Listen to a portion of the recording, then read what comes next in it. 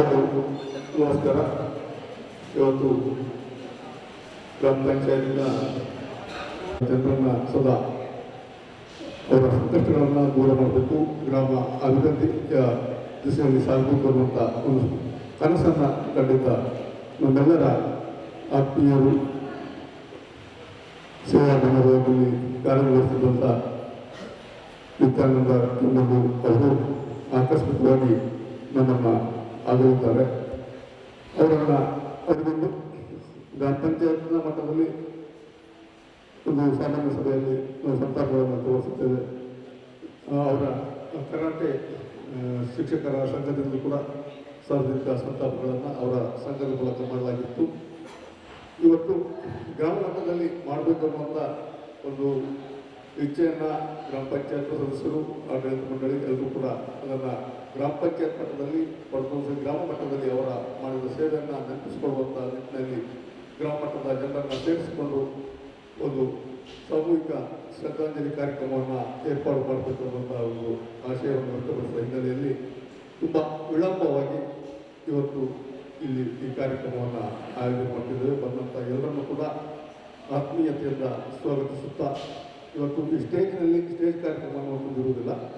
ಇವತ್ತು ಇಡೀ ದಿನ ಈ ಸ್ಟೇಜ್ ನಿತ್ಯಾನಂದರಿಗಾಗಿ ಮೀಸಲಾಗಿಟ್ಟುಕೊಂಡು ಮಾತಾಡ್ಬೋದು, ಬಂದು ಮಾತಾಡಿ ಮತ್ತೆ ನಮ್ಮ ಸ್ಥಾನಕ್ಕೆ ತೆರಳುವಂಥ ಒಂದು ಕಾರ್ಯಕ್ರಮ ಅಂತೇಳಿ ನಾನು ಒಂದು ಎಲ್ಲ ಕಾರ್ಯಕ್ರಮಗಳ ರೀತಿಯಲ್ಲ ಇವತ್ತು ನಾವೆಲ್ಲರೂ ಕೂಡ ನಿತ್ಯಾನಂದರನ್ನ ಅವರ ಅಗಲಿಕೆಯನ್ನು ನೆನಪು ಮಾಡಿಕೊಡುತ್ತಾ, ಅವರ ಸೇವೆಯನ್ನು ಸ್ಮರಿಸಿಕೊಳ್ಳುತ್ತಾ, ಅವ್ರು ನಮಗಿಲ್ಲ ಅನ್ನುವಂಥದ್ದನ್ನು ಸಾಧ್ಯವಾದಷ್ಟು ಮಟ್ಟಿಗೆ ಅವ್ರ ಜೊತೆಗಿದ್ದಾರೆ ಅನ್ನುವಂಥ ಭಾವನೆಯನ್ನು ತೋರಿಸುವ ನಿಟ್ಟಿನಲ್ಲಿ ಈ ಒಂದು ಕಾರ್ಯಕ್ರಮವನ್ನು ಸರಳವಾಗಿ ಒಂದು ಅರ್ಥಪೂರ್ಣವಾಗಿ ಆಚರಿಸಬೇಕನ್ನುವಂಥ ಆಶಯದಿಂದ ಈಗಾಗಲೇ ಕೆಲವು ಜೊತೆಗೆ ಫೋನ್ ಮೂಲಕ ಮಾತಾಡಬೇಕು, ಬರಬೇಕು ಅಂತೇಳಿ ಕೇಳಿಕೊಂಡಿರುವಂಥವರನ್ನು ಪ್ರಾರಂಭದಲ್ಲಿ ಕರೀತೇವೆ. ಆನಂತರ ಅವರನ್ನು ಎಲ್ಲರೂ ಕೂಡ ಪುಷ್ಪವನ್ನು ಆನಂತರ ಮಾತಿಗಾಗಿ ಅವರನ್ನು ಆಹ್ವಾನ ಮಾಡ್ತಿದ್ದೇವೆ. ಅದೇ ರೀತಿಯಲ್ಲಿ ನಮ್ಮ ಇವತ್ತು ಮುಖ್ಯವಾಗಿ ಈ ನಮಗೆ ಸ್ಥಳಾವಕಾಶವನ್ನು ಮಾಡಿಕೊಟ್ಟಂಥ ಈ ಕೆಮ್ಮಣ್ಣು ಚರ್ಚಿನ ಧರ್ಮಗುರುಗಳು, ಅದೇ ರೀತಿಯಲ್ಲಿ ಇವರಂಥ ಅಧ್ಯಾಪಕರಾದಂಥ ರಾಮ್ ಮಾಸ್ಟರ್ ಅವರು, ನಮ್ಮ ಗ್ರಾಮದಲ್ಲಿ ಆಯುರ್ವೇದಿಕ್ ಚಿಕಿತ್ಸೆಯನ್ನು ಮೂಲಕ, ಪ್ರಕೃತಿ ಚಿಕಿತ್ಸೆಯ ಮೂಲಕ ಒಂದು ಹಿರಿಮೆಯನ್ನು ಕಳಿಸ್ಕೊಟ್ಟಂಥ ಡಾಕ್ಟರ್ ಮೊಹಮ್ಮದ್ ರಫೀಕ್ ಅವರು, ಅದೇ ರೀತಿಯಲ್ಲಿ ದಲಿತ ಸಂಘಟನೆಗಳಲ್ಲಿ ಹೀಗೆ ಪಂಚಾಯತ್ನ ಅಧ್ಯಕ್ಷರಾಗಿ ದಲಿತ ಸಂಘಟನೆಗಳಲ್ಲಿ ಮುಂಚೂಣಿಯಲ್ಲಿ ಹೋರಾಟವನ್ನು ನಡೆಸಿರುವಂಥ ಸಂದರ್ಭಗಳು, ಅದೇ ರೀತಿಯಲ್ಲಿ ಗ್ರಾಮ ಪಂಚಾಯತ್ನ ಮಾಜಿ ಅಧ್ಯಕ್ಷರುಗಳು, ಮಾಜಿ ಸದಸ್ಯರುಗಳು, ನಮ್ಮ ಜಿಲ್ಲಾ ಪಂಚಾಯತ್ ಅಧಿಕಾರಿಗಳ ಸದಸ್ಯರು, ನಮ್ಮ ಶಾಲಾಭಿವೃದ್ಧಿ ಸರ್ಕಾರಿ ಪದವಿ ಕಾಲೇಜಿನ ಶಾಲಾಭಿವೃದ್ಧಿ ಸಮಿತಿಯವರು, ಈ ರೀತಿ ಹಾಲು ಉತ್ಪಾದಕರ ಸಹಕಾರ ಸಂಘದ ಪ್ರಧಾನ ಕಾರ್ಯದರ್ಶಿಗಳು, ಅದೇ ರೀತಿಯಲ್ಲಿ ನಮ್ಮ ನಿತ್ಯಾನಂದ ಕೆಮ್ಮಣ್ಣವರ ಸಹೋದರರು, ಅವರೆಲ್ಲರೂ ಕೂಡ ಇದ್ದರೆ ಅದೇ ರೀತಿಯಲ್ಲಿ ಎಲ್ಲ ಪಂಚಾಯತ್ನ ಸದಸ್ಯರಿದ್ದಾರೆ, ಗ್ರಾಮಸ್ಥರಿದ್ದಾರೆ, ಎಲ್ಲರನ್ನೂ ಕೂಡ ಆತ್ಮೀಯವಾಗಿ ಸ್ವಾಗತಿಸುತ್ತಾ ಇದೀಗ ನಮ್ಮ ಹಿರಿಯ ಗಣ್ಯರು ಮತ್ತು ಗ್ರಾಮ ಪಂಚಾಯತ್ ಅಧ್ಯಕ್ಷರು ಬಂದು ಇಲ್ಲಿ ಗೀತ ಬೆಳಗಿಸುವ ಮೂಲಕ ಈ ಕಾರ್ಯಕ್ರಮಕ್ಕೆ ಚಾಲನೆ ನೀಡಬೇಕಾಗಿ ಕೇಳಿಕೊಂಡಿದ್ದೇನೆ. ಸಮ್ಮುಖದಲ್ಲಿ ದಿವಂಗತರಾದ ನಿತ್ಯಾನಂದ ಕೆಮ್ಮಣ್ಣು ಅವರಿಗೆ ಶ್ರದ್ಧಾಂಜಲಿಯನ್ನು ಅರ್ಪಿಸಲು ನಾನು ಇಚ್ಛಿಸುತ್ತೇನೆ.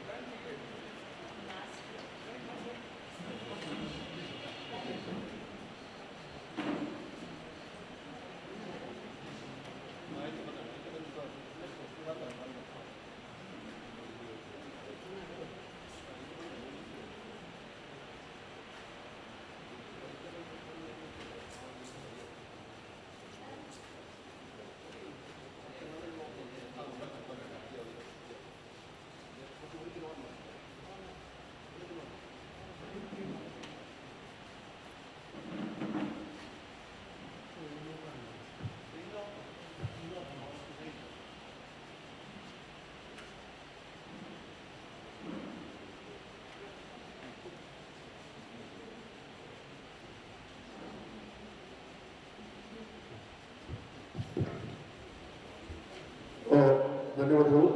ಗೀತ ಬೆಳಗಿಸುವ ಮೂಲಕ ನಾವು ಈ ಕಾರ್ಯಕ್ರಮಕ್ಕೆ ಚಾಲನೆಯನ್ನು ನೀಡಿದ್ದೇವೆ.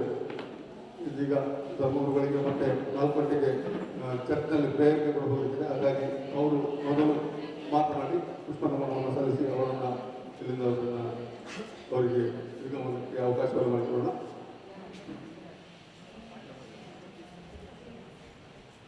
ಇವತ್ತು ಒಂದು ವಿಶಿಷ್ಟ ಕಾರ್ಯಕ್ರಮ ದಿವಂಗತ ನಿತ್ಯಾನಂದ ಕೆಮ್ಮಣ್ಣವರಿಗೆ ಸಾಮೂಹಿಕ ಶ್ರದ್ಧಾಂಜಲಿ. ಮೇ ತಿಂಗಳಲ್ಲಿ ಅವರು ದೈವಾಧೀನರಾದರು. ಇದೊಂದು ಬಹಳ ದುಃಖದ ವಿಚಾರ. ಕೆಮ್ಮಣ್ಣು ಗ್ರಾಮಕ್ಕೆ, ಕೆಮ್ಮಣ್ಣೂರಿಗೆ ಅವರ ಬಗ್ಗೆ ನನಗೇನು ಹೇಳಬೇಕೆಂದಿಲ್ಲ. ನನಗಿಂತ ಹೆಚ್ಚು ನೀವು ಅವರ ಬಗ್ಗೆ ತಿಳಿದಿದ್ದೀರಿ. ಇವತ್ತು ಶ್ರದ್ಧಾಂಜಲಿ ಸಭೆಯನ್ನು ನಡೆಸುವಾಗ ನಾವೆಲ್ಲರೂ ಇಲ್ಲಿ ಸೇರಿದ್ದೇವೆ. ಯಾವ ಧರ್ಮದವರಿಗೂ ಸೀಮಿತವಲ್ಲ, ಎಲ್ಲರೂ ಕ್ರೈಸ್ತರು, ಹಿಂದೂಗಳು, ಮುಸ್ಲಿಮರು ಎಲ್ಲರೂ ನಾವಿಲ್ಲಿ ಸೇರಿದ್ದೇವೆ. ಆದರೆ ಇದಕ್ಕೆ ಮುಖ್ಯ ಕಾರಣ ನಿತ್ಯಾನಂದ ಕೆಮ್ಮಣ್ಣವರು ಎಲ್ಲ ಧರ್ಮದ ಜನರೊಂದಿಗೆ ಬಹಳ ಒಂದು ಪ್ರೀತಿಯಿಂದ ಬೆರೆಯುತ್ತಿದ್ದರು. ಅವರು ದೈವಾಧೀನರಾಗುವ ಒಂದು ತಿಂಗಳ ಹಿಂದೆ ಒಂದು ಸಣ್ಣ ಕಾರ್ಯಕ್ರಮದಲ್ಲಿ ಅವರನ್ನು ನನ್ನ ಭೇಟಿಯಾಗಿ ಬ್ರಿಡ್ಜ್ ಹತ್ತಿರ ಒಂದು ಸಣ್ಣ ಕಾರ್ಯಕ್ರಮ ಇತ್ತು. ಒಂದು ಅಂಗಡಿ, ಒಂದು ಹೋಟೆಲ್ ಉದ್ಘಾಟನೆ ಇತ್ತು. ಅದಕ್ಕೆ ತುಂಬ ಟೈಮ್ ಇತ್ತು. ನಾನು ಮತ್ತು ನಾವು ಮಾತಾಡುತ್ತಾ ಕೂತ್ಕೊಳ್ಳುವಾಗ ಅವರು ಹೇಳಿದರು, ಅವರ ಉದಾರ ಮನೋಭಾವ ಆದಿ ನನಗೆ ತಿಳಿಯಿತು. ಫಾದರ್, ನೀವು ಕ್ರೈಸ್ತರು ನಮ್ಮ ಊರಿಗೆ, ನಮ್ಮ ಜನರಿಗೆ ತುಂಬ ಒಳ್ಳೆಯದನ್ನು ಮಾಡಿದ್ದೀರಿ. ಬಹಳ ಉದಾರಗಳು ಎಲ್ಲ ನಿಮ್ಮ ಕ್ರೈಸ್ತರಿಂದ ನಮ್ಮ ಈ ಕೆಮ್ಮಣ್ಣೂರಿಗೆ ಎಲ್ಲ ಜನರೊಂದಿಗೆ ನೀವು ಬೆರೆಯುತ್ತಿದ್ದೀರಿ. ಎಲ್ಲರಿಗೂ ಒಳ್ಳೆಯದನ್ನು ಮಾಡ್ತಿದ್ದೀರಿ. ಅಂದರೆ ಅವರಿಗೆ ಕ್ರೈಸ್ತರ ಬಗ್ಗೆ ಒಂದು ಒಳ್ಳೆಯ ಅಭಿಪ್ರಾಯ ಇತ್ತು. ನನಗೆ ತುಂಬ ಖುಷಿಯಾಯಿತು. ನಾನು ಚರ್ಚಿನಲ್ಲಿ ಈ ಬಗ್ಗೆ ಹೇಳಿದ್ದೆ, ಅವರು ದೈವಾಧೀನರಾಗುವಾಗ ಈ ಬಗ್ಗೆ ಹೇಳಿದ್ದೆ.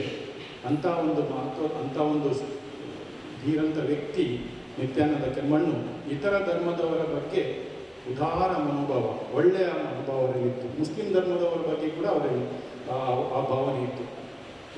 ನಾವೆಲ್ಲರೂ ಪ್ರೀತಿಯಿಂದ ಬಾಳೋಣ, ಈ ಕೆಮ್ಮಣ್ಣವರು ಒಳ್ಳೆಯದಾಗಲಿ, ನಾವೆಲ್ಲರೂ ಕೈಗೆ ಕೈಗೊಟ್ಟು ನಡೆಯೋಣ ಅಂತ ಹೇಳ್ತಿದ್ದರು. ಅಂಥ ವ್ಯಕ್ತಿ ಅವರು ತೀರಿ ಹೋಗುವಾಗ ನನಗೆ ನಂಬಲಿಕ್ಕೆ ಆಗಲಿಲ್ಲ.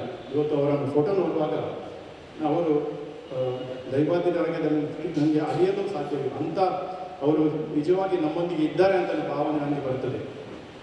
ಅಂಥ ಒಂದು ಶ್ರೇಷ್ಠ ವ್ಯಕ್ತಿಯನ್ನು ನಮ್ಮ ಕೆಮ್ಮಣ್ಣವರು ಕಳೆದುಕೊಂಡಿದೆ. ಆದರೆ ಈ ಶ್ರದ್ಧಾಂಜಲಿ ಸಭೆಯಲ್ಲಿ ನಾನು ಹೇಳುವುದೇ ಇಷ್ಟೇ, ನಾವು ಪ್ರತಿಯೊಬ್ಬರು ಈ ಭೂಮಿಗೆ ಹುಟ್ಟುವಾಗ ನಮಗೆ ಗೊತ್ತುಂಟು ನಾವು ಒಂದು ದಿನ ಸಾಯಬೇಕು. ಇಲ್ಲಿರುವ ಎಲ್ಲರೂ ನಾವು ಯಾರೂ ಕೊನೆಯವರೆಗೆ ಬದುಕಲಿಕ್ಕೆ ಬರಲಿಲ್ಲ. ಒಂದು ದಿನ ನಮ್ಮ ಜೀವನ ಕೂಡ ಕೊನೆ ಆಗ್ತದೆ. ಯಾವಾಗ ಯಾವ ರೀತಿ ಅಂತ ನಮಗೆ ಗೊತ್ತಿಲ್ಲ. ನಿತ್ಯಾನಂದ ಅವರು ಬಹಳ ಬೇಗ ತೀರಿಕೊಂಡರು. ನಮಗೆ ಯಾವಾಗ ನಮ್ಮ ದಿನ ಕೊನೆಗೊಳ್ತದೆ ಹೇಳಲಿಕ್ಕೆ ಆಗೋದಿಲ್ಲ. ಆದರೆ ಒಂದು ಮಾತ್ರ ನಾವು ತಿಳಿಯಬಹುದು, ನಾವು ಬದುಕುವವರೆಗೆ ಅವರು ಮಾಡಿದ ಹಾಗೆ ಎಲ್ಲ ಒಳ್ಳೆಯ ಕಾರ್ಯಗಳನ್ನು ಮಾಡುವ, ಕೇವಲ ನಮಗೋಸ್ಕರ ಅಲ್ಲ, ಇತರರಿಗೋಸ್ಕರ ನಾವು ಒಳ್ಳೆಯದನ್ನು ಮಾಡಿದರೆ ನಮ್ಮ ನೆನಪು ಜನರಲ್ಲಿ ಉಳಿಯುತ್ತದೆ. ಅಂಥ ವ್ಯಕ್ತಿ ನಮಗೆಲ್ಲರೂ ಆದರ್ಶರಾಗಿದ್ದಾರೆ. ಅವರಲ್ಲಿರುವ ಸದ್ಗುಣಗಳನ್ನು ನಾವು ಅಳವಡಿಸೋಣ, ನಮ್ಮ ಜೀವನದಲ್ಲಿ ಅಳವಡಿಸೋಣ. ಅವರು ಏನು ಒಳ್ಳೆಯದನ್ನು ಮಾಡಿದ್ದಾರೆ, ಆ ಒಳ್ಳೆಯ ಕಾರ್ಯಗಳನ್ನು ನಾವು ಜನತೆಗೆ ಮಾಡೋಣ, ಇತರರಿಗೆ ಮಾಡೋಣ. ಇದೇ ಅವರಿಗೆ ನಾವು ಕೊಡುವ ಶ್ರದ್ಧಾಂಜಲಿ. ಖಾಲಿ ಮಾತಿನಲ್ಲಿ ಹೇಳಿದರೆ ಸಾಧ್ಯವಿಲ್ಲ. ನಮ್ಮ ದಿನನಿತ್ಯದ ಜೀವನದಲ್ಲಿ ಒಳ್ಳೆಯದನ್ನು ಮಾಡಿ ಅವರು ನಡೆದಂತೆ ನಾವು ನಡೆಯಲು ಪ್ರಯತ್ನಿಸೋಣ. ದೇವರ ಆತ್ಮಕ್ಕೆ ಶಾಂತಿ ಕರುಣಿಸಲಿ ಮತ್ತು ಅವರ ಕುಟುಂಬಕ್ಕೆ ನಾನು ಸಾಂತ್ವನ ಕೊಡುತ್ತೇನೆ.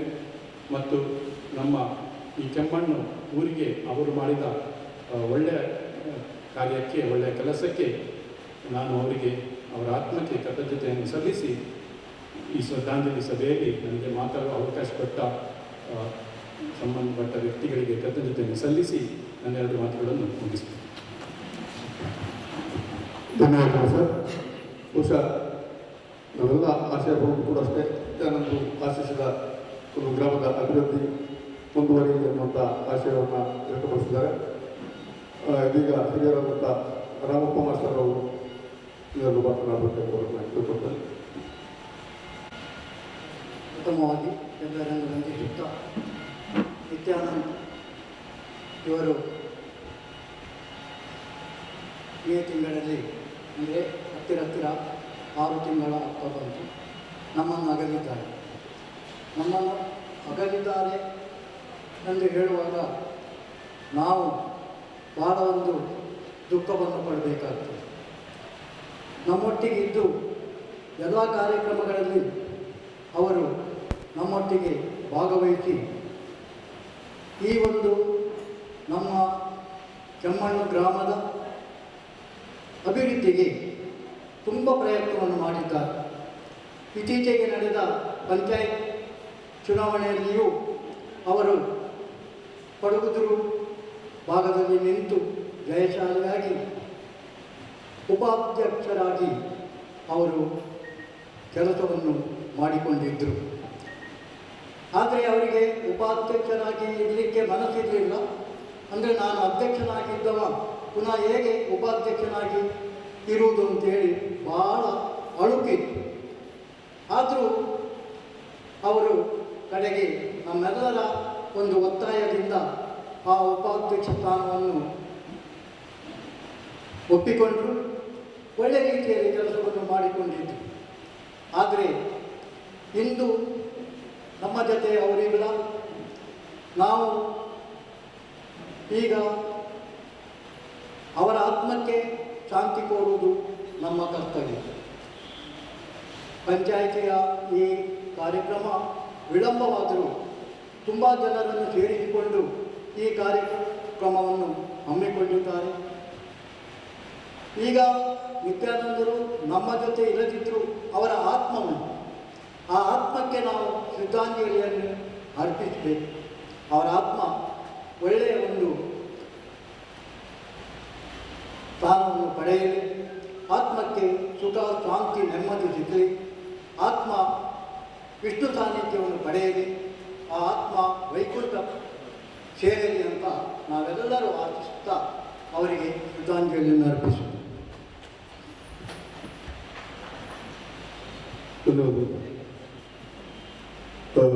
ಇದೀಗ ಡಾಕ್ಟರ್ ಮೊಹಮ್ಮದ್ ರಫೀಕ್ ಅವರು ಮಾತನಾಡಬೇಕು ಕೇಳ್ಕೊಳ್ತೇನೆ.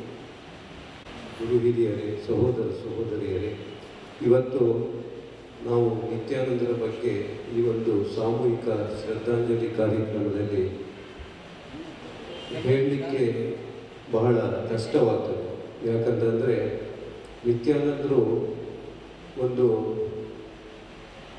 ಒಳ್ಳೆಯದಕ್ಕೆ ಈ ಗ್ರಾಮದಲ್ಲಿ ಉದಾಹರಣೆ ಅಂತ ನಾನು ಹೇಳ್ತೇನೆ. ಯಾಕಂತಂದರೆ ಯಾವುದೇ ಕೆಲಸವಿರಲಿ, ನಾಳೆ ಮಾಡುವುದನ್ನು ಅವರು ಇವತ್ತೇ ಮಾಡುವ, ಮತ್ತೆ ಮಾಡುವುದನ್ನು ಈಗ ಮಾಡುವ ಅನ್ನುವಂಥ ಒಂದು ಡೈನಾಮಿಕ್ ಪರ್ಸನಾಲಿಟಿಯನ್ನು ನಾವು ಬೇರೆಯವರಲ್ಲಿ ನೋಡಲಿಕ್ಕೆ ಸಾಧ್ಯವಿಲ್ಲ ಅಂತ ಅನಿಸ್ತದೆ. ಇದೊಂದು ನಮ್ಮ ಪಂಚಾಯಿತಿಯ ಎಲ್ರಿಗೂ ಹಾಗೂ ನಾಗರಿಕರು ಎಲ್ರಿಗೂ ಇದೊಂದು ಅವರ ಆದರ್ಶ ಹಾಗೂ ನಾವು ಪ್ರಾಮಾಣಿಕವಾಗಿ ಪ್ರಯತ್ನ ಮಾಡುವಂಥ ಅವರ ಜೀವನದ ಒಂದು ಅಂಶ.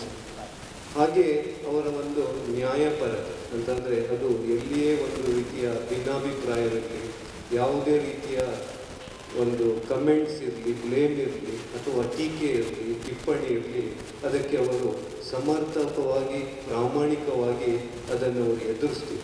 ಇದೊಂದು ಅವರ ದೊಡ್ಡ ಗುಣವನ್ನು ನಾನು ನೋಡಿದ್ದೆ. ಮತ್ತು ಸ್ನೇಹಪರತೆ ಅಂತಂದರೆ ಅವರು ಒಂದು ಸ್ನೇಹಕ್ಕೆ ಬೆಲೆ ಕೊಡ್ತಿದ್ರು.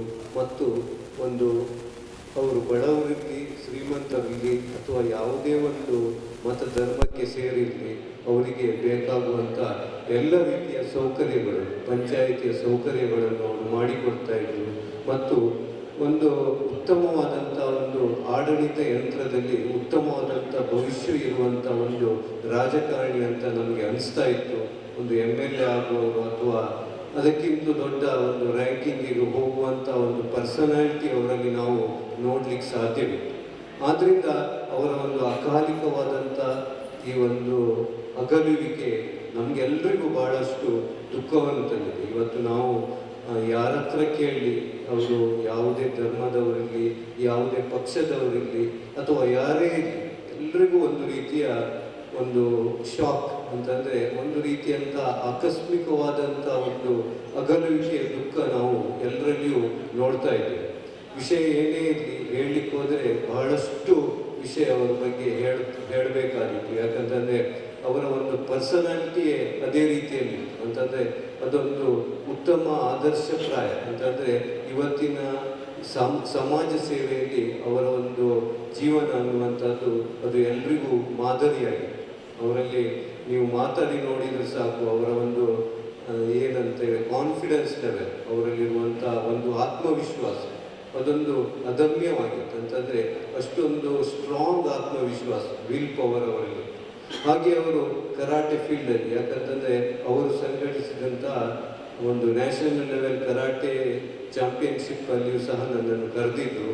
ಅಲ್ಲಿಯೂ ನಾನು ಅವರನ್ನು ಅಬ್ಸರ್ವ್ ಮಾಡ್ತಾ ಇದ್ದೆ. ಯಾಕಂತಂದರೆ ನಮ್ಮ ಇಡೀ ದೇಶದ ಕರಾಟೆ ಪಟುಗಳು ಅಥವಾ ಸೌತ್ ಏಷ್ಯಾ ಲೆವೆಲ್ ಇರಬೇಕು, ಅದರಲ್ಲಿ ಇವರ ಒಂದು ಡೈನಾಮಿಕ್ ಆ್ಯಕ್ಟಿವಿಟಿ ನೋಡುವಾಗ ನಮಗೆ ಬಹಳಷ್ಟು ಆಶ್ಚರ್ಯವಾಗ್ತಾ ಇದೆ. ಯಾಕಂತಂದರೆ ದೊಡ್ಡ ದೊಡ್ಡ ಪಟ್ಟಣಗಳು, ಕಾಸ್ಮೋಪಾಲಿಟಿನ್ ಟೌನ್ನಲ್ಲಿರುವಂಥ ದೊಡ್ಡ ದೊಡ್ಡ ಕರಾಟೆ ಟೀಚರ್ಗಳಿಗೆ ಇವರು ಯಾವುದೇ ರೀತಿಯಲ್ಲಿ ಕಡಿಮೆ ಇರಲಿಲ್ಲ. ಅಂದರೆ ಅಂಥ ಒಂದು ಪರ್ಸನಾಲಿಟಿಯನ್ನು ನಾವು ಅವರಲ್ಲಿ ಕಾಣ್ತಾ ಇದ್ದೀವಿ.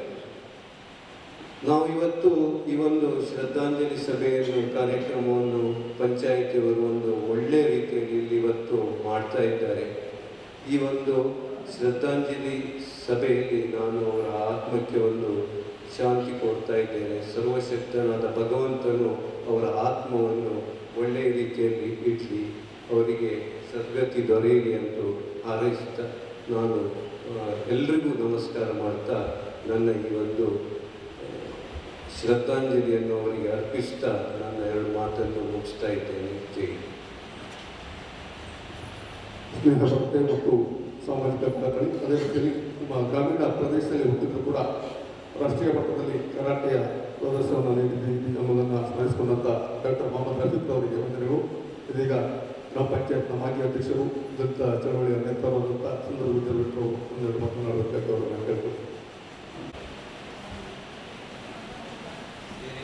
ಎಲ್ಲ ನಮ್ಮ ಧರ್ಮಗುರುಗಳೇ ಹಾಗೂ ನಮ್ಮ ಎಲ್ಲ ಹಿರಿಯ ಸಮಾಜ ಸೇವಕರೇ, ಇವತ್ತು ನಮ್ಮ ನಿತ್ಯಾನಂದ ಕೆಮ್ಮಣ್ಣು ಇವರ ಈ ಶ್ರದ್ಧಾಂಜಲಿ ಸಭೆಯಲ್ಲಿ ನಾವು ಸೇರಿದ್ದೇವೆ. ಅವರ ಬಗ್ಗೆ ಈಗ ತಾನೇ ನಮ್ಮ ಡಾಕ್ಟರ್ ಹೇಳಿದಾಗೆ ಹೇಳಲಿಕ್ಕೆ ಹೋದರೆ ಅದು ಬಹಳಷ್ಟು ಹೇಳಬೇಕಾಗ್ತದೆ. ಅವರು ಜಾತಿ ಮತ ಭೇದ ಎಂಬ ಒಂದು ಭೇದವಿಲ್ಲದೆ ಎಲ್ಲರೊಟ್ಟಿಗೆ ಬೆಳೆಸಿ ತಮ್ಮನ್ನು ತೊಡಗಿಸಿಕೊಂಡು ಬಹಳಷ್ಟು ಗ್ರಾಮದ ಒಂದು ಅಭಿವೃದ್ಧಿಯಲ್ಲಿ ತನ್ನನ್ನು ತೊಡಗಿಸಿಕೊಂಡು ಸೇವೆ ಮಾಡಿದವರು. ನನ್ನ ಆತ್ಮೀಯರು ಕೂಡ ಏನಿದ್ದರೂ ಕೂಡ ನನಗೆ ಪ್ರತಿಯೊಂದು ಸಂದರ್ಭದಲ್ಲಿ ಕೂಡ ಫೋನ್ ಮಾಡಿ ಇಂಥ ಕಾರ್ಯಕ್ರಮ ಉಂಟು, ವಿದ್ಯಾಪೀಠವರೇ ಬರಬೇಕು, ಯಾವಾಗಲೂ ಬಂದು ನಮ್ಮೊಂದಿಗೆ ಮಾತನಾಡಿ ಹೋಗ್ತಿದ್ದವರು.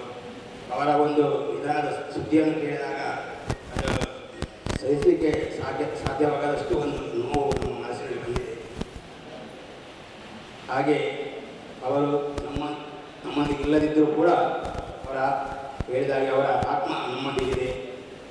ಅವರು ಮಾಡಿದ ಸೇವೆ ಅದು ನಾವೆಲ್ಲರೂ ಅವರು ಮಾಡಿದಂಥ ಸೇವೆಯನ್ನು ನೆನಪಿಸಿಕೊಂಡು ಮುಂದಿನ ದಿನದಲ್ಲಿ ಕೂಡ ನಾವೆಲ್ಲರೂ ಅವರು ನಡೆದ ದಾರಿಯಲ್ಲಿ ನಡೆದು ಜನರ ಸೇವೆಯನ್ನು ನಾವು ಒಳ್ಳೆಯ ರೀತಿಯ ಮಟ್ಟದಲ್ಲಿ ಮಾಡಿದರೆ ಇಂಥ ಒಂದು ಒಳ್ಳೆಯ ಒಂದು ಹೆಸರು ಬೆಳೆಸಲಿಕ್ಕೆ ಸಾಧ್ಯವಾಗ್ತದೆ. ಎಲ್ಲಿ ಯಾರ ಹತ್ರ ಕೇಳಿದರೂ ಕೂಡ ನಿತ್ಯಾನಂದ ಅವರ ಒಂದು ಅಕಾಲಿಕ ಒಂದು ಮರಣದ ಸುದ್ದಿ ಕೇಳಿದವರು ತುಂಬ ಜನ ತುಂಬ ದುಃಖ ಪಡುವವರೇ ಬಿಟ್ಟರೆ ಯಾರು ಕೂಡ ಅದರ ಬಗ್ಗೆ ಕಮೆಂಟ್ಸ್ ಕೂಡ ಮಾಡಿದವರಲ್ಲ. ಒಳ್ಳೆಯವರ ಆತ್ಮಕ್ಕೆ ಚಿರಶಾಂತಿ ಇರಲಿ, ಅವರ ಮನೆಯವರು ಕೂಡ ಅವರ ಒಂದು ದುಃಖವನ್ನು ಸಹಿಸಿಕೊಳ್ಳಿಕ್ಕೆ ದೇವರು ಅನುಗ್ರಹಿಸಲಿ ಅಂತ ಹೇಳುತ್ತಾ ಈ ಸಂದರ್ಭದಲ್ಲಿ ನನಗೆ 2 ಮಾತನಾಡುವ ಅವಕಾಶ ಕೊಟ್ಟ ತಮ್ಮೆಲ್ಲರಿಗೂ ವಂದಿಸಿ ನನ್ನ 2 ಮಾತನ್ನು ಮುಗಿಸ್ತೇನೆ. ವಂದನೆಗಳು ವಿದ್ಯಾರ್ಥಿಗಳವರೇ. ಈಗ ಮಹಿಳೆಯರ ಪರವಾಗಿ ನಮ್ಮ ಮಾಜಿ ಅಧ್ಯಕ್ಷರಾದಂಥ ಮ್ಯಾಕ್ಸಿ ಅಂದ್ರಾಜಿ ಅವರು ಮಾತಾಡಬೇಕಾಗಿ ಕೇಳ್ಕೊಳ್ತೇನೆ.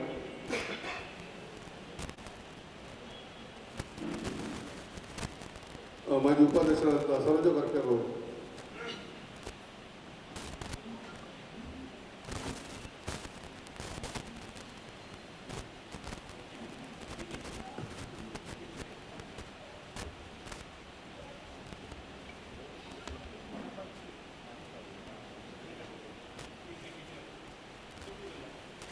ತಾಲೂಕು ಪಂಚಾಯತ್ ಸದಸ್ಯರಾದಂಥ ಸುವರ್ಚಂದ್ರ ಅವರು. ಮಹಿಳೆಯರಿಗೆ ಅವಕಾಶ ಇಲ್ಲ ಅಂತ ಹೇಳ್ತೀವಿ ನಾವು. ಮಹಿಳೆಯರಿಗೆ ಅವಕಾಶವನ್ನು ಕೊಡಬೇಕು. ಪಂಚಾಯತ್ ರಾಜ್ ತಿದ್ದುಪಡಿ ಆಗಿದೆ, 50% ಅವಕಾಶಗಳನ್ನು ಕೊಡಲಾಗಿದೆ. ಆದರೂ ಕೂಡ ಮಹಿಳೆಯರು ಮುಂದೆ ಬರ್ತಾ ಇಲ್ಲ. ದಯವಿಟ್ಟು ಕುಲಚಂದ್ರ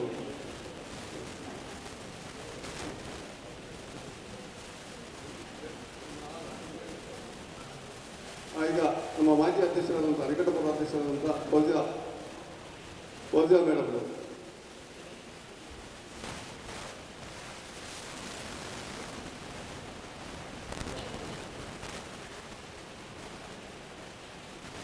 ಈಗ ಗೋಪಾಲ್ ಕೃಷ್ಣ ಹೆಗ್ಡೆ ಅವರು ಒಂದೆರಡು ಮಾತಾಡಬೇಕು. ಆನಂತರ ನಮ್ಮ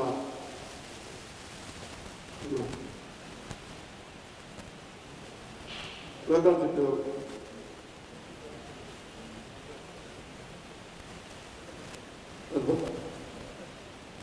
ಅವರೆಲ್ಲರೂ ನಮ್ಮ ಗೋಪಾಲ್ ಕೃಷ್ಣ ಹೆಗ್ಡೆ ಅವರು ರಘುನಾಥ್ ಶೆಟ್ಟಿ ಎಲ್ಲ ಜಿಲ್ಲಾ ಪಂಚಾಯತ್ ಮೊದಲು ಮಾತಾಡಿ ಅನ್ನುವಂಥ ಆಶಯವನ್ನು ತೋರಿಸಿದ್ದಾರೆ. ಅದರಿಂದಾಗಿ ನಾನು ಅವ್ರಿಗೆ ಕೊನೆಯಲ್ಲಿ ಸ್ವಲ್ಪ ಮುಂದೆ ಮಾತಾಡಲಿ ಅಂತೇಳಿ ಅವ್ರಿಗೆ ಕೊನೆಯ ಸಮಯ ಕೊಡುವಂಥದ್ದೆ. ಬನ್ನಿ ಸರ್.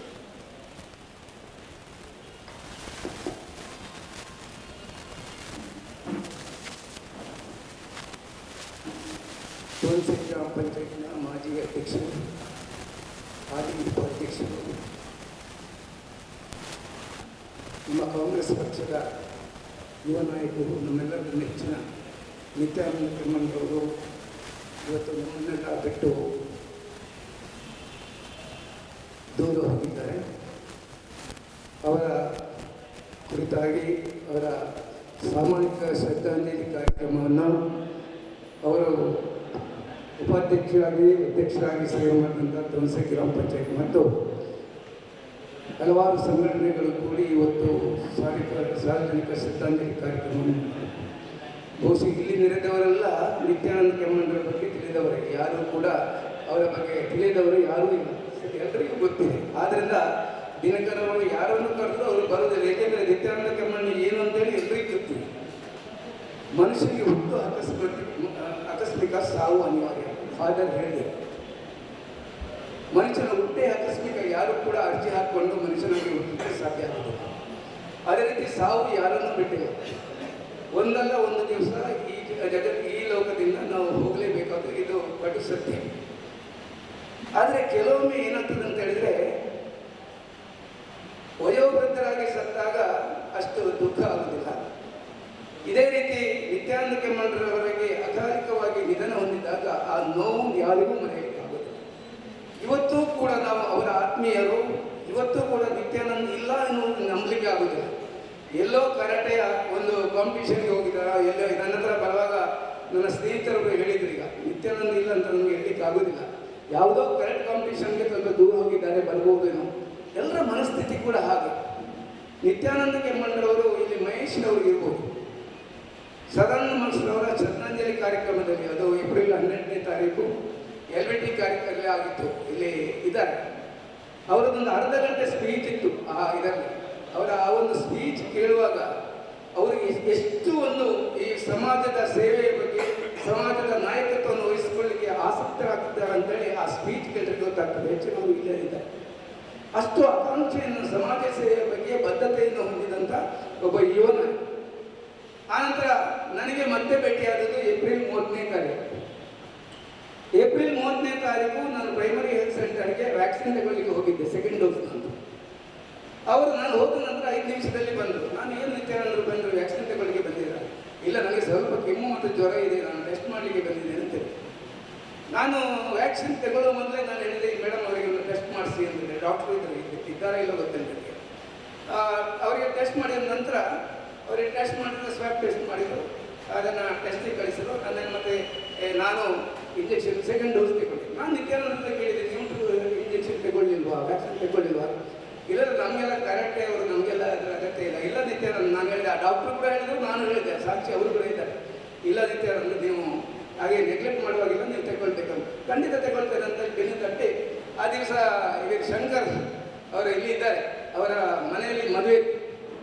ನಾನು ಅಲ್ಲೇ ಓಡಿಲ್ಲ, ಅಲ್ಲಿ ಹೋಗ್ತೇನೆ ಅಂತ ಹೇಳಿದೆ. ನೀವು ನನಗೂ ಹೇಳಿದ್ದಾರೆ ಶಂಕರಣ್ಣ, ನಾನು ಕೂಡ ಬರ್ತೇನೆ, ನೀವು ಮುಂದೆ ಹೋಗಿ ಅಂತೇಳಿ ಅವರು. ಆನಂತರ ಅವರು ಬರಲಿಲ್ಲ ಆ ದಿವಸ. ನನಗೂ ಇದು ತಿಳಿದಾಗೆ ಅವರು ಬರಲಿಲ್ಲ. 2 ದಿವಸ 2ನೇ ತಾರೀಕಿಗೆ ನನಗೆ ಫೋನ್ ಮಾಡಿದ್ರು, ಮೇ 2ನೇ ತಾರೀಕು ಫೋನ್ ಮಾಡಿ ಹೇಳಿದ್ರು ಅಂತ ಹೇಳಿದ್ರೆ, ತುಳಸಿ ಅವರು ನನಗೆ ಪಾಸಿಟಿವ್ ಬಂದಿದೆ ಅಂತ ಹೇಳಿದ್ರು. ಹಾಗೆ ಜಾಗ್ರತೆ ಮಾಡ್ಕೊಳ್ಳಿ, ನೀವು ಅದೆಲ್ಲ ನೆಗ್ಲೆಕ್ಟ್ ಮಾಡಬೇಡಿ, ನೀವು ಎಲ್ಲಿಗೆ ಹೋಗಬೇಡಿ, ಜಾಗ್ರತೆ ಮತ್ತು ಮೆಡಿಸಿನ್ ತಗೊಳ್ಳಿ ಅಂತ ಹೇಳಿ. ಮೆಡಿಸಿನ್ ತಗೊಳ್ತಾನೆ ಅಂತೇಳಿ ಅವರು 4ನೇ ತಾರೀಕು ಮೆಡಿಸಿನ್ನ ಒಂದು ಫೋಟೋ ಈಗಲೂ ಇದೆ ನನ್ನ ಹತ್ರ. ಅವರು ವಾಟ್ಸಪ್ಪಿಗೆ ಕಳಿಸಿದ್ರು, ನೋಡಿ ನಾನು ಈ ಮೆಡಿಸಿನ್ ತಗೊಳ್ತೇನೆ, ಒಳ್ಳೆಯದಾಗಿದೆ, ಇವತ್ತು ಸ್ವಲ್ಪ ಬೆಟರ್ ಇದ್ದೇನೆ, ನೀವು ಯಾರಿಗೂ ಈ ಕೆಮ್ಮು ಜ್ವರ ಬಂದರೆ ಅದನ್ನು ರೆಫರ್ ಮಾಡಿ ಅಂತ ಈಗಲೂ ನನ್ನ ಹತ್ರ ಇದೆ. ಇದು 4ನೇ ತಾರೀಕು. 6ನೇ ತಾರೀಕು ಪುನಃ ಫೋನ್ ಮಾಡಿದ್ರು, ಸ್ವಲ್ಪ ಜೋರುಂಟು, ಕೆಮ್ಮ ಜೋರುಂಟು ಅಂತ ಹೇಳಿದ್ರು. ನಾನು ರೆಸ್ಟ್ ತಗೊಳ್ತಾ ಇದ್ದೇನೆ, ನಾನು ಎಲ್ಲಿ ಹೋಗ್ತಾ ಇಲ್ಲ, ರೆಸ್ಟ್ ತಗೊಳ್ತಾ ಇದ್ದೇನೆ. 8ನೇ ತಾರೀಕು ಸ್ವಲ್ಪ ಸೀರಿಯಸ್ ಆಗಿದ್ದಂಥ ವಿಚಾರ ಬಂತು. ಅವಾಗ ಅವರು ಹಾಸ್ಪಿಟ್ಲ್ ಎಲ್ಲಿ ಸಿಟಿ ಹಾಸ್ಪಿಟ್ಲಿಗೆ ಅಡ್ಮಿಟ್ ಆದ ಬಗ್ಗೆ ನನಗೆ ಮಾಹಿತಿ. ಸಿಟಿ ಹಾಸ್ಪಿಟಲ್ನೇ ಸೀರಿಯಸ್ ಆದಾಗ ಮತ್ತೆ ಮಣಿಪಾಲಿಗೆ 10ನೇ ತಾರೀಕು, ಬಹುಶಃ 10ನೇ ತಾರೀಕಿಗೆ ಮಣಿಪಾಲ್ ಆಸ್ಪತ್ರೆ.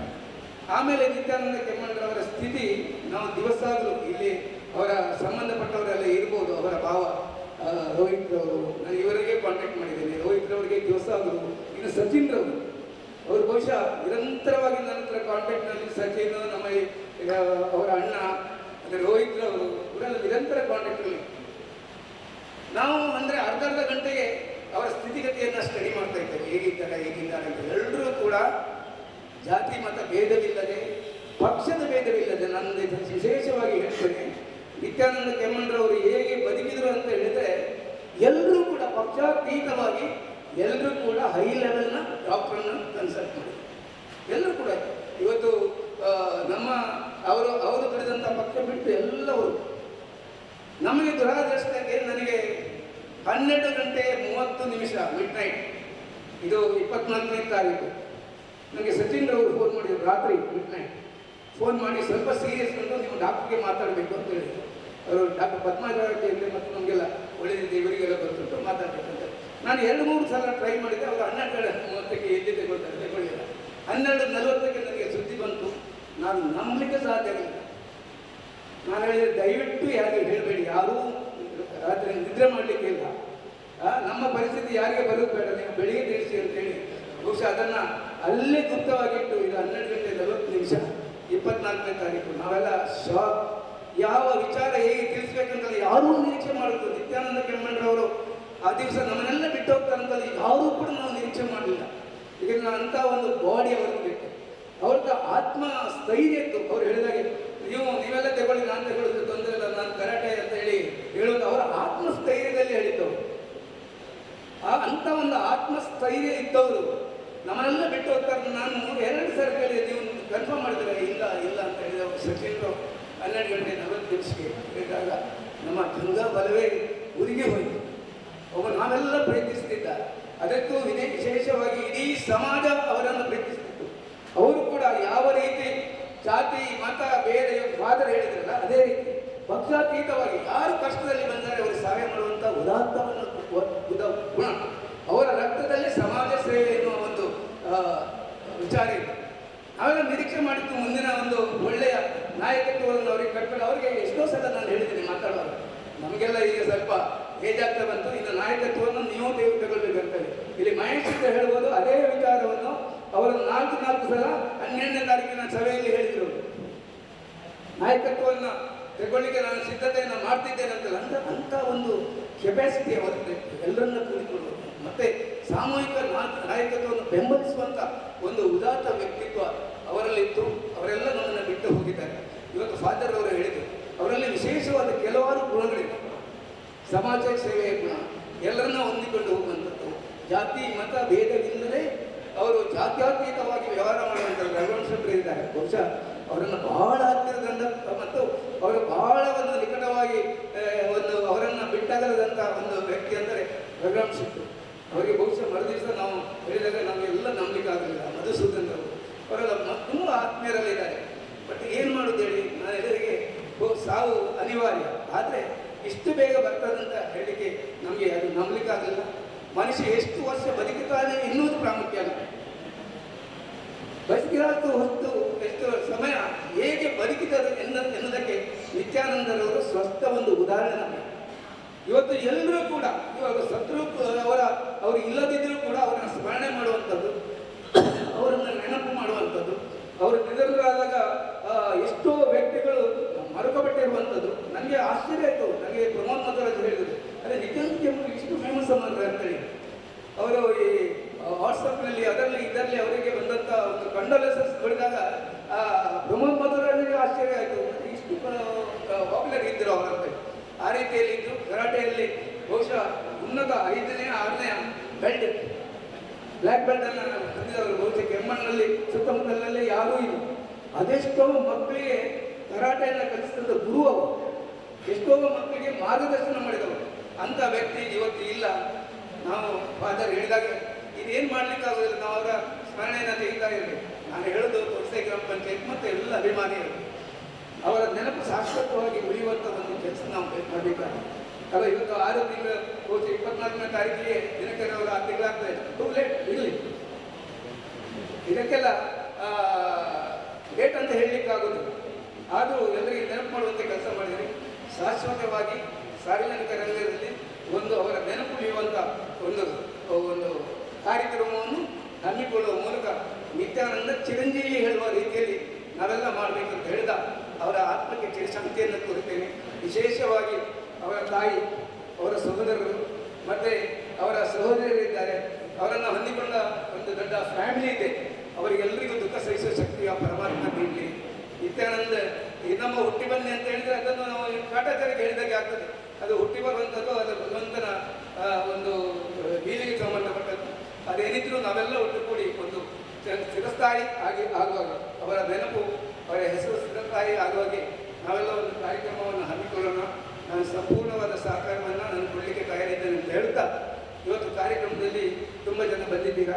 ನಿಮಗೆಲ್ಲರಿಗೂ ಅವರ ಫ್ಯಾಮಿಲಿಯ ಪರವಾಗಿ, ಅವರ ಸಹೋದರಿಯರ ಪರವಾಗಿ, ಅವರ ದುಃಖ ತಪ್ಪ ತಾಯಿ, ಬಹುಶಃ ಅವರನ್ನು ಭೇಟಿ ಮಾಡಲಿಕ್ಕೆ ನನಗೆ ಕಷ್ಟ ಆಗ್ತದೆ.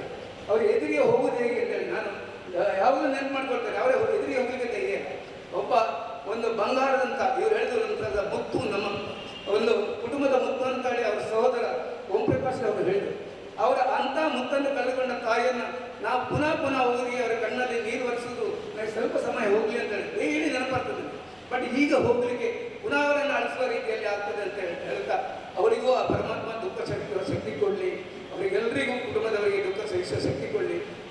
ಅಸಂಖ್ಯಾತ ಅಭಿಮಾನಿಗಳಿದ್ದೀರಿ, ನಿಮಗೂ ಕೂಡ ಪರಮಾತ್ಮ ದುಃಖ ಸಹಿಸುವ ಶಕ್ತಿ ಕೊಡಲಿ ಅಂತೇಳಿ ಅವರ ಆತ್ಮಕ್ಕೆ ಇನ್ನೊಮ್ಮೆ ಮಗದೊಮ್ಮೆ ಶ್ರೀಶಾಂತಿಯನ್ನು ಕೋರಿ ನನ್ನ ಮಾತನ್ನು ಮುಗಿಸ್ತಾ ಇದ್ದೇನೆ. ಮತ್ತು ಈ ಶ್ರದ್ಧಾಂಜಲಿ ಕಾರ್ಯಕ್ರಮವನ್ನು ಹಮ್ಮಿಕೊಂಡ ಹುಣಸೆ ಗ್ರಾಮ ಪಂಚಾಯತ್ ಮತ್ತು ಎಲ್ಲರೂ ಸದಸ್ಯರು, ಎಲ್ಲ ಅಧಿಕಾರಿ ವರ್ಗದವರಿಗೆ ಅವರ ಕುಟುಂಬದ ಪರವಾಗಿ ಕೃತಜ್ಞತೆ ಸಲ್ಲಿಸಿ ನನ್ನ ಮಾತನ್ನು ಮುಗಿಸ್ತಾ ಇದ್ದೇನೆ. ಜೈ ಹಿಂದ್. ಒಬ್ಬ ವ್ಯಕ್ತಿ ಬದುಕಿದ್ದಾಗ ಏನು ಮಾಡಿದ್ದ ಅನ್ನೋದಕ್ಕಿಂತ ಅವನು ಸತ್ತ ಮೇಲೆ ಅವನನ್ನು ನೆನಪಿಸುವಂಥ ಜನಗಳೆಷ್ಟು ಅನ್ನುವಂಥದ್ದು ಒಂದು ಮುಖ್ಯ ಅನ್ನುವಂಥ ಮಾತನ್ನು ಹೇಳಿದರೆ, ಅದೇ ರೀತಿಯಲ್ಲಿ ನಿತ್ಯಾನಂದ ಕೆಮ್ಮಣ್ಣವರ ಹೆಸರನ್ನು ಸ್ಥಿರಸ್ಥಾಯಿಯಾಗಿ ಉಳಿಸಬೇಕು ಅನ್ನುವಂಥ ನಿಟ್ಟಿನಲ್ಲಿ ಒಂದು ಸಲಹೆ ಕೊಟ್ಟಿದ್ದಾರೆ. ಈಗಾಗಲೇ ಗ್ರಾಮ ಪಂಚಾಯತ್ನಿಂದ ಒಂದು ನಿರ್ಣಯವನ್ನು ಕೈಗೊಂಡು ಒಂದು ರಸ್ತೆಗೆ ಅವರ ಹೆಸರನ್ನು ಇಡಬೇಕು ಅನ್ನುವಂಥ ಒಂದು ತೀರ್ಮಾನವನ್ನು ಕೈಗೊಂಡಿದೆ. ಅದು ನಿಯಮಾನುಸಾರ ಈಗ ಜಿಲ್ಲಾಧಿಕಾರಿಗಳ ಅನುಮತಿಯನ್ನು ಪಡ್ಕೊಂಡು ಅದನ್ನು ಮಾಡ್ತಾ ಇದ್ದಾರೆ. ಇನ್ನು ಎರಡನೇದಾಗಿ ಹೂಡೆಯಲ್ಲಿ ಒಂದು ಬಸ್ ಸ್ಟ್ಯಾಂಡ್ ಆಗಬೇಕು ಅನ್ನುವಂಥ ಒಂದು ಹಂಬಲ ತುಂಬ ಬೇಡಿಕೆ ತುಂಬ ಸಮಯದಿಂದ ಇದೆ. ಹಾಗಾಗಿ ಈಗ ಮೊನ್ನೆ ಒಬ್ಬರ ಹತ್ರ ಮಾತಾಡಿದ್ರೆ ಒಂದು 2 ಸೆಂಟ್ ಸಾಲ ಜಾಗದಲ್ಲಿ ಬಸ್ ಸ್ಟ್ಯಾಂಡ್ ನಿತ್ಯಾನಂದರ ಹೆಸರಿನಲ್ಲಿ ಬಸ್ ಸ್ಟ್ಯಾಂಡ್ ಮಾಡಬೇಕು ಅನ್ನುವಂಥ ಒಂದು ಪ್ರಸ್ತಾಪನ ಅವರ ಮುಂದೆ ಇಟ್ಟಿದ್ದೇವೆ. ಮಾಡುವಂತ ಹೇಳ್ತಾ ಇದ್ದಾರೆ. ಈ ರೀತಿ 2 ವಿಚಾರಗಳನ್ನು ನಿಮ್ಮ ಮಾತಿಗೆ ಪೂರಕವಾಗಿ ಇಲ್ಲಿ ನಡೆದಿರುವಂಥ ಗಮನಕ್ಕೆ ತರಬಯಸ್ತೇನೆ. ಈಗ ರಘುರಾಮ್ ಶೆಟ್ಟರು ಆತ್ಮೀಯ ಒಳನಾಡಿಯಾಗಿದ್ದವರು ಅವರು ಒಂದೆರಡು ಮಾತನ್ನು ಆಡಬೇಕು ಕೇಳ್ಕೊಳ್ತಾರೆ. ಎಲ್ಲರಿಗೂ ನಮಸ್ಕಾರ. ನಾನೇನೋ ನಿಮ್ಮಿಂದ ನಿಂತಿದ್ದಷ್ಟೇ ಈಗ. ಆದರೆ ಇವತ್ತಿನ ದಿವಸ ಇಂಥ ಪರಿಸ್ಥಿತಿಯಲ್ಲಿ ನಾನು ಮಾತಾಡುವಂಥ ಒಂದು ಪ್ರಶ್ನೆ ಇಲ್ಲ. ಯಾಕೆ ಹೇಳಿದರೆ ಮಾತಾಡುವಂಥ ಸ್ಥಿತಿಯಲ್ಲಿ ನಾನಿಲ್ಲ.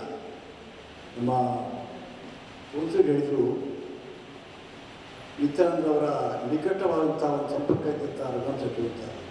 ಬರೇ ನಿಕಟ ಅಲ್ಲ ಸ್ವಾಮಿ, ನಾನು ಅವರ ಕುಟುಂಬದ ಸದಸ್ಯನಾಗಿದ್ದೆ. ಎಂದು ದಿನಕ್ಕೆ 1-2 ಬಾರಿ ಆದರೂ ನಾನು ಭೇಟಿಯಾಗಲಿಕ್ಕಿರಲಿಲ್ಲ. ಆ ಬಾರಿ ಹೋಗುವಾಗ ಇವರಿಗೆ ಬರುವಾಗ ನಾನು ಇಲ್ಲಿ ಬಂದು ಒಂದರಲ್ಲಿ ಮಾತಾಡಿಸಿ ಹೋಗಲಿದ್ದರೆ ಇಲ್ಲೇ ಬರ್ತೀನಿ ಮನೆಯಲ್ಲಿ. ಅಂಥ ಪರಿಸ್ಥಿತಿಯಲ್ಲಿರುವಂಥ ನನ್ನ ಮಿತ್ರ, ಬರೀ ಮಿತ್ರ ಅಲ್ಲ, ನನ್ನ ತಮ್ಮ.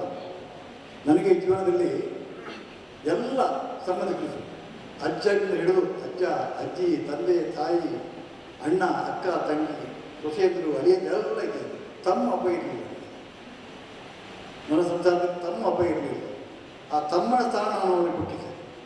ಹಾಗೆ ನನ್ನನ್ನು ಅಣ್ಣ ಕರೀತಿದ್ರು. ಬಟ್ ನನ್ನ ರಘುರಾಮ್ ಶೆಟ್ಟಿ ಕರಿತಿದ್ರು. ನನ್ನ ಶೆಟ್ಟಂತ ಮಾತು ಕರೀದವರು. ನನ್ನ ಹೆಸರು ಹೇಳ್ತಿರಲಿಲ್ಲ. ಅಷ್ಟೊಂದು ಒಳ್ಳೆಯ ಭಾವನೆ ಇತ್ತು ನನ್ನಲ್ಲಿ. ಯಾಕಂದ್ರೆ ಗೊತ್ತಿರಲಿಲ್ಲ. ಹೆಚ್ಚಾಗಿ ಅವ್ರ ತಂಗಿಯ ಮದುವೆಗೆ ನಾನು ಅವ್ರ ಮನೆಯ ಹೊರಟು ಹೋಗಿದ್ದೆ. ನಂತರಡಿನವರು ಅವ್ರ ಸಮಾಜ ಬಿಲ್ಲವರಾಗಿ ನಾವು ಭಟ್ಟರಾಗಿ ಇರಲಿಲ್ಲ. ಅವ್ರ ತಂಗಿಯ ಮದುವೆಗೆ ನನ್ನ ಗಂಡು ನೋಡಲಿಕ್ಕೆ ಅಂಥ ಒಂದು ಪರಿಸ್ಥಿತಿ ನನ್ನ ಮತ್ತು ಅವರ ಬಾಂಧವ್ಯ ತೋರಿಸಿ ಹೇಳಿದ್ರು. ಅವ್ರ ಮನೆಗೆ ನಾನು ಹೋಗಿಲ್ಲ, ನಾನು ಹೋಗಲಿಲ್ಲ.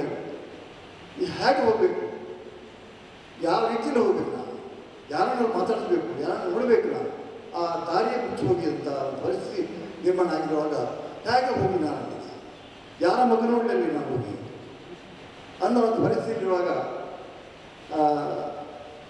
ಒಂದು ಮಾತಿದೆ, ಮನುಷ್ಯನಿಗೆ ಕಷ್ಟಪಟ್ಟು ಅದರ ಚಂಗಾಬಲ ಉದುರು ಹೋಯಿತು ಅನ್ನೋಂಥ ಮಾತಿದೆ.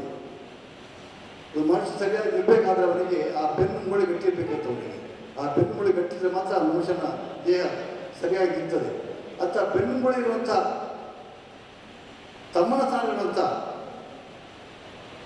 ನಿತ್ಯಾನಂದರನ್ನು ನಾನು ಕಳ್ಕೊಂಡ ನಂತರ ನನ್ನ ದೇಹ ಬ್ಯಾಗ್ ಇರ್ತದೆ. ಆ ಪರಿಸ್ಥಿತಿ ನಾನಿದ್ದೇನೆ. ಸ್ವಲ್ಪ ಪಟ್ಟಿ ಹೋಗಿರ್ಬೇಕು ನಾನು ಪರೀಕ್ಷೆ. ಆದರೆ ಏನು ಮಾಡೋದು, ಬ್ರಹ್ಮಲಿಪಿ ಬ್ರಹ್ಮ ಒಬ್ಬರನ್ನ ಜನ್ಮ ಕೊಡುವಾಗಲೇ ನೀನು ಇಂತಿಷ್ಟೇ ಅವಧಿ, ಇಂತಿಷ್ಟೇ ಪ್ರಾಯದಲ್ಲಿ ನೀನು ಇಂಥ ಅವಧಿಯಲ್ಲಿ, ಇಂತಿಷ್ಟು ಸಮಯದಲ್ಲಿ, ಇಂಥ ಸ್ಥಳದಲ್ಲಿ, ಇಂಥ ಸಂದರ್ಭದಲ್ಲಿ ನೀನು ತೀರಿ ಹೋಗಲೇಬೇಕು. ಇದು ವಿಧಿ ಬರಹ. ಅದರ ಬದಲಾವಣೆ ಮಾಡಲಿಕ್ಕೆ ಯಾರಿಂದಲೂ ಸಾಧ್ಯವಿಲ್ಲ, ಯಾವ ರೀತಿಯೂ ಸಾಧ್ಯವಿಲ್ಲ, ಯಾವ ಒಂದು ವೈಜ್ಞಾನಿಕ ರೀತಿಯಲ್ಲಿ ಸಾಧ್ಯ ಇಲ್ಲ, ಯಾವ ವಿಜ್ಞಾನ ಸಾಧ್ಯ ಇಲ್ಲ. ಅದು ಬ್ರಹ್ಮ ಬರಹ. ಅಂಥ ಒಂದು ಪರಿಸ್ಥಿತಿ ನಾವು ಇರ್ತಾ ಇದ್ದೇವೆ. ಅವರು ನಮ್ಮ ತೋರಿಸಿ ಹೇಳಿದಾಗೇ ವ್ಯಾಕ್ಸಿನ್ ತಗೊಳ್ತಿರೋ ನಿತ್ಯಾನಂದ ಹೇಳಿಕೊಂಡೆ, ಈಗಪ್ಪ ಹೆಂಗೆ ಪ್ರಾಯ ಆಯ್ತು, 40 ವರ್ಷ 40 ವರ್ಷ ಸಿಕ್ಕಿದ್ರೆ ಮಾತ್ರ ಹೋಗ್ಬೇಕು, 43 ವರ್ಷ ಅಂತ ಹೇಳಿದರು ಅವರು. ನಾನು ನಂಬಿದೆ. ಆದರೆ ನಮ್ಮ ನಂದಕಿಶೋರ್ ಅವ್ರಿಗೆ ಮಾತಾಡಿದೆ ನಾನು. ನಂದಕಿಶೋರ್ ಇದ್ದಾರೆ, ಅವ್ರು ಹೇಳಿದ್ರು, ಅವರಿಗೆ 47 ವರ್ಷ, ನನ್ನ ಪ್ರಾಯ, ನನ್ನ ಕ್ಲಾಸ್ಮೇಟ್ ಆಗಿ 47 ವರ್ಷ ಆಗಿ ತಿಳ್ಕೊಂಡೆ ಕಡಿಮೆ ಕಟ್ಟು ಮತ್ತು ಕೇಳಿದ್ರೆ ಮತ್ತು ಗೌರ್ಮೆಂಟ್ ಯಾರು ಕರೆಕ್ಟ್ ಪಡುತ್ತಾ ಫಾರಿಡ್ ಬಾಡಿಯನ್ನು ತಾವುಗೆ ಕಾಯಿಲೆ ಅಂತ ಸ್ವಲ್ಪ ನಿಗ್ಲೆಕ್ಟ್ ಮಾಡಿದ್ರು ಅಂತ ನನ್ನ ಸಂಶಯ ನನಗೆ. ಯಾಕೆ ಗೊತ್ತಾಗ್ತಾ ಇಲ್ಲ. ಅವ್ರಿಗೆ ಒಂದು ಓವರ್ ಕಾನ್ಫಿಡೆನ್ಸ್, ನಾನು ಗಟ್ಟಿಮುಟ್ಟಿದ್ದೇನೆ, ನಾನು ಕರೆಕ್ಟಾಗಿ ಕೊಟ್ಟು ನನ್ನ ದೇಹ ಸರಳ ಆಗಿಬಿಟ್ಟು ಆ ಒಂದು ಓವರ್ ಕಾನ್ಫಿಡೆನ್ಸಲ್ಲಿ ಅವರ ಒಂದು ಕೆಲಸ ಆಗಿಬಿಟ್ಟು ಅದು ತಪ್ಪಾಯಿತು. ಸ್ವಲ್ಪ ನಮ್ಮ ಧೈರ್ಯ, ಈಗ ಉದಾಹರಣೆಗೆ ನನಗೆ 2 ವರ್ಷ ಆಗಿದೆ ಈಗ, ಸ್ವಲ್ಪ ಧೈರ್ಯ ಇದೆ. ನಾನು ಕಾಯಿಲೆ ಬಂದರೂ ಕೂಡ ತಪ್ಪು ಶಕ್ತಿ ನನಗಿದೆ ಅಂತ. ಹಾಗೇನಾದರೂ ಆಗ್ತದೆ. ನಮ್ಮ ದುರದೃಷ್ಟ. ಅವರಿಗೆ ಆ ಬುದ್ಧಿ ಬರಲಿಕ್ಕೆ ನಮ್ಮ ದುರದೃಷ್ಟ. ಅವ್ರು ಕಳ್ಕೊಂಡಂಥ ಒಂದು ಪರಿಸ್ಥಿತಿ ನಮ್ಗೆ ನಿರ್ಮಾಣ ಆಗಬೇಕಾದ್ರೆ ಅವ್ರಿಗೆ ಆ ಬುದ್ಧಿ ಬರಬೇಕು. ಊರಿನವರಿಗೆ ಬುದ್ಧಿ ಹೇಳ್ತಾರೆ. ಹಲವು ರೀತಿಯಲ್ಲಿ ಒಂದು ಪದ್ಧತಿ ಕೂರಿಸಿ ಕೂತ್ಕೊಂಡ್ರೆ ಎಲ್ಲ ರೀತಿಯಲ್ಲಿ ಎಲ್ಲ ಜನ ಬೇಕಾದ ರೀತಿಯಲ್ಲಿ ಮಾತಾಡಿ ಸಮಾನಪಡಿಸುವಂಥ ಒಂದು ಬುದ್ಧಿವಂತರಿಗೆ ಬುದ್ಧಿ ಹೇಳಿ, ಹೆಡ್ರಿಗೆ ಬುದ್ಧಿ ಹೇಳಿ, ಬುದ್ಧಿವಂತರಿಗೆ ಸಮಾಧಾನ ಹೇಳಿ, ಜೋರಿನವ್ರಿಗೆ ಜೋರು ಮಾಡಿ, ಪಾಪವರಿಗೆ ಪಾಪ ಮಾತಾಡಿ ಎಲ್ಲ ರೀತಿಯಲ್ಲಿ ವಿಧಿ ಮತ್ತು ವಿಚಾರ ಮಾಡಿ ಅವರು ಎಲ್ಲಿ ಅವರ ಒಂದು ಕಾರ್ಯತತ್ಪರ ಅಂತ ಹೇಳಿದರೆ ಅವರ ಈ ವರ್ಷದ ಈ 5 ವರ್ಷದ ಅವಧಿಯಲ್ಲಿ, ಅವರ ಉಪಾಧ್ಯಕ್ಷ ಸ್ಥಾನದ 5 ವರ್ಷ ಅವಧಿಯಲ್ಲಿ ನಾನು ಏನೇನು ಮಾಡಬೇಕು, ಯಾವ ವರ್ಷದಲ್ಲಿ ಯಾವ ಕೆಲಸ ಮಾಡಬೇಕು ಅಂತ ಒಂದು ಪ್ರಾಜೆಕ್ಟ್ ಮಾಡಿದ್ರು. ನನ್ನ ಇದರಲ್ಲಿ ನಮ್ಮ ಮಿಲ್ಲೆನೇ ಬಿಟ್ಕೊಂಡು ಏನೇನು ಮಾಡಬೇಕು, ನಾನು ಹೇಗೆ ಹೋಗಬೇಕು ಎಲ್ಲ ಸಜೆಷನ್ ಕೊಡ್ತಿದ್ರು. ನಾನು ಕೇಳ್ತೀನಿ. ಅಂಥ ಒಂದು ಪಟ್ಟಿನ ಇದೆ. ಅವರ 5 ವರ್ಷ ಅವಧಿಯಲ್ಲಿ ತೋನ್ಸೆ ಪಂಚಾಯತಿಯಲ್ಲಿ ಯಾವ ರೀತಿಯಲ್ಲಿ ಯಾವ ಕಾರ್ಯಕ್ರಮವನ್ನು ಯಾವ ವರ್ಷ ಹೇಗೆ ಮಾಡಬಹುದು, ಹೇಗೆ ಬೇಕಾದಂಥ ಹಣವನ್ನು ಯಾವ ರೀತಿ ಕ್ರೋಢೀಕರಿಸಬಹುದು ಇಂಥ ಒಂದು ಯೋಜನೆ, ದೊಡ್ಡ ಯೋಜನೆಯನ್ನು ಹಾಕೊಂಡಿದ್ರು. ಅದು ಬೆಚ್ಚದ ಆಗಿತ್ತು. ಸಾಮಾನ್ಯವಾಗಿಂಥ ಒಂದು ಹೆಚ್ಚು ಒಂದು ಅನುಕೂಲ ಕುಟುಂಬದವರಲ್ಲ, ಬೇಜಾರು ಮಾಡಬೇಡಿ, ಅವ್ರ ಕುಟುಂಬದವರು ಗೊತ್ತಿದ್ದ ವಿಚಾರ. ಸಾಮಾನ್ಯ ಒಬ್ಬ ಅನುಕೂಲ ಇರುವಂಥ ಒಂದು ಕುಟುಂಬದ ವ್ಯಕ್ತಿ ಇವತ್ತಿಗೆ ಗ್ರಾಮ ಮಟ್ಟದಿಂದ ರಾಜ್ಯ ಮಟ್ಟಕ್ಕೆ ಹೋಗಿ ರಾಷ್ಟ್ರ ಮಟ್ಟಕ್ಕೆ ಹೋಗುವ ಅಂತ ಹೇಳಿದರೆ ಅವ್ರ ಕೆಪಾಸಿಟಿ ಎಷ್ಟು ಅಂತ ನಾವು ಆಲೋಚನೆ ಮಾಡೋಣ. ಅದನ್ನು ನಾವು ಯೋಚನೆ ಮಾಡಿದ್ರೆ ಭಾಳ ಕಷ್ಟ. ಇವತ್ತು ನಾವು ರಾಜ್ಯ ಮಟ್ಟದಲ್ಲಿ ಅವರ ಹೆಸರು ಬೆಳೀಬೇಕು ಹೇಳಿದ್ರೆ ರಾಜ್ಯ ಕರಾಟೆ ಶಿಕ್ಷಕರ ಸಂಘ ಅಧ್ಯಕ್ಷರಾಗಬೇಕಾದ್ರೆ ಅವರು ವೈಯಕ್ತಿಕ ಕೆಪಾಸಿಟಿ ಇರಬೇಕು. ಅಂತ ಒಂದು ಮಹತ್ವಪೂರ್ಣವಾದಂಥ ಒಂದು ವ್ಯಕ್ತಿಯನ್ನು ನಾವು ಕಳ್ಕೊಂಡಿದ್ದೇವೆ. ಅಂತೂ ನನಗೆ ನನ್ನ ವೈಯಕ್ತಿಕವಾಗಿ ಅವರನ್ನು ಕಳ್ಕೊಂಡಿದ್ದೇನೆ ಅನ್ನುವಂಥದ್ದು ನಮ್ಮ ಆತ್ಮೀಯ ನಮ್ಮ ಕುಟುಂಬದ ಸುತ್ತ ಶೆಟ್ಟಿ ಹೇಳಿದರು. ಮಾಮ ಆರು ಇಚ್ಛೆ ಗೊತ್ತಾಗಿ ಹೆಣ್ಣುನೇ ಇಚ್ಛೆ ಇದ್ದೀವಿ, ಆರು ಎದರ ಮೂರು ಒಳ್ಳೆ ಇರ್ತದೆ ಹೆಣ್ಣು ಯಾರನ್ನು ಮಾಡಿ ಟೂಲೆಕ್ಕ ಅಂತ ಪದೇ ಪದೇ ಹೇಳ್ತಾ ಇದ್ದಾರೆ. ಹಾಗೆ ನನ್ನ ಪರಿಸ್ಥಿತಿ ಇಲ್ಲಿ ಹೋಗುವಾಗ ನಾನು ಯಾವಾಗ ಕೂತ್ಕೊಳ್ತಿದ್ರು, ಯಾವಾಗ ಕೂತ್ಕೊಳ್ಳೋದು, ಯಾವಾಗ ಅಲ್ಲಿ ಇರಿಸಿದ್ರು ಹೆಚ್ಚಿಗೆ ಇದಕ್ಕೆ ಒಂದೆರಡು ಬಾರಿ ಆದ. ಈಗ ನಾನು ಹೋಗೋದಕ್ಕೆ ಅವ್ರು ಇದ್ದಾರೆ ಏನೋ ಅಂತ ಅನ್ನಿಸ್ತದೆ. ಅವರು ಇಲ್ಲ ನಮಗೆ ಇಲ್ಲ ಅಂತ ಅನಿಸೋದೇ ಇಲ್ಲ. ಆ ಪರಿಸ್ಥಿತಿ ಆಗಿದೆ. ಆದರೆ ಎಲ್ಲವನ್ನು ಕರ್ಕೊಂಡಾಗಿದೆ.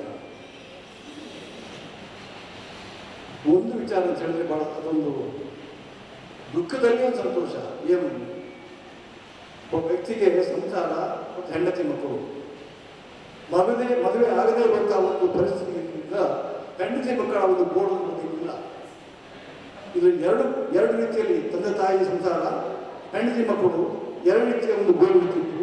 ಇದರಲ್ಲಿ ಒಂದು ಗೋಡು ಹೆಂಡತಿ ಮಕ್ಕಳ ಸಂಸಾರದ ಒಂದು ಹೆದರಿಕೆ, ಭೀತಿ, ಆ ಒಂದು ಪಶ್ಚಾತ್ತಾಪ ಇಲ್ಲದಿರುವುದರಿಂದ ಒಂದು ರೀತಿಯ ಸ್ವಲ್ಪ ಸಮಾಧಾನ.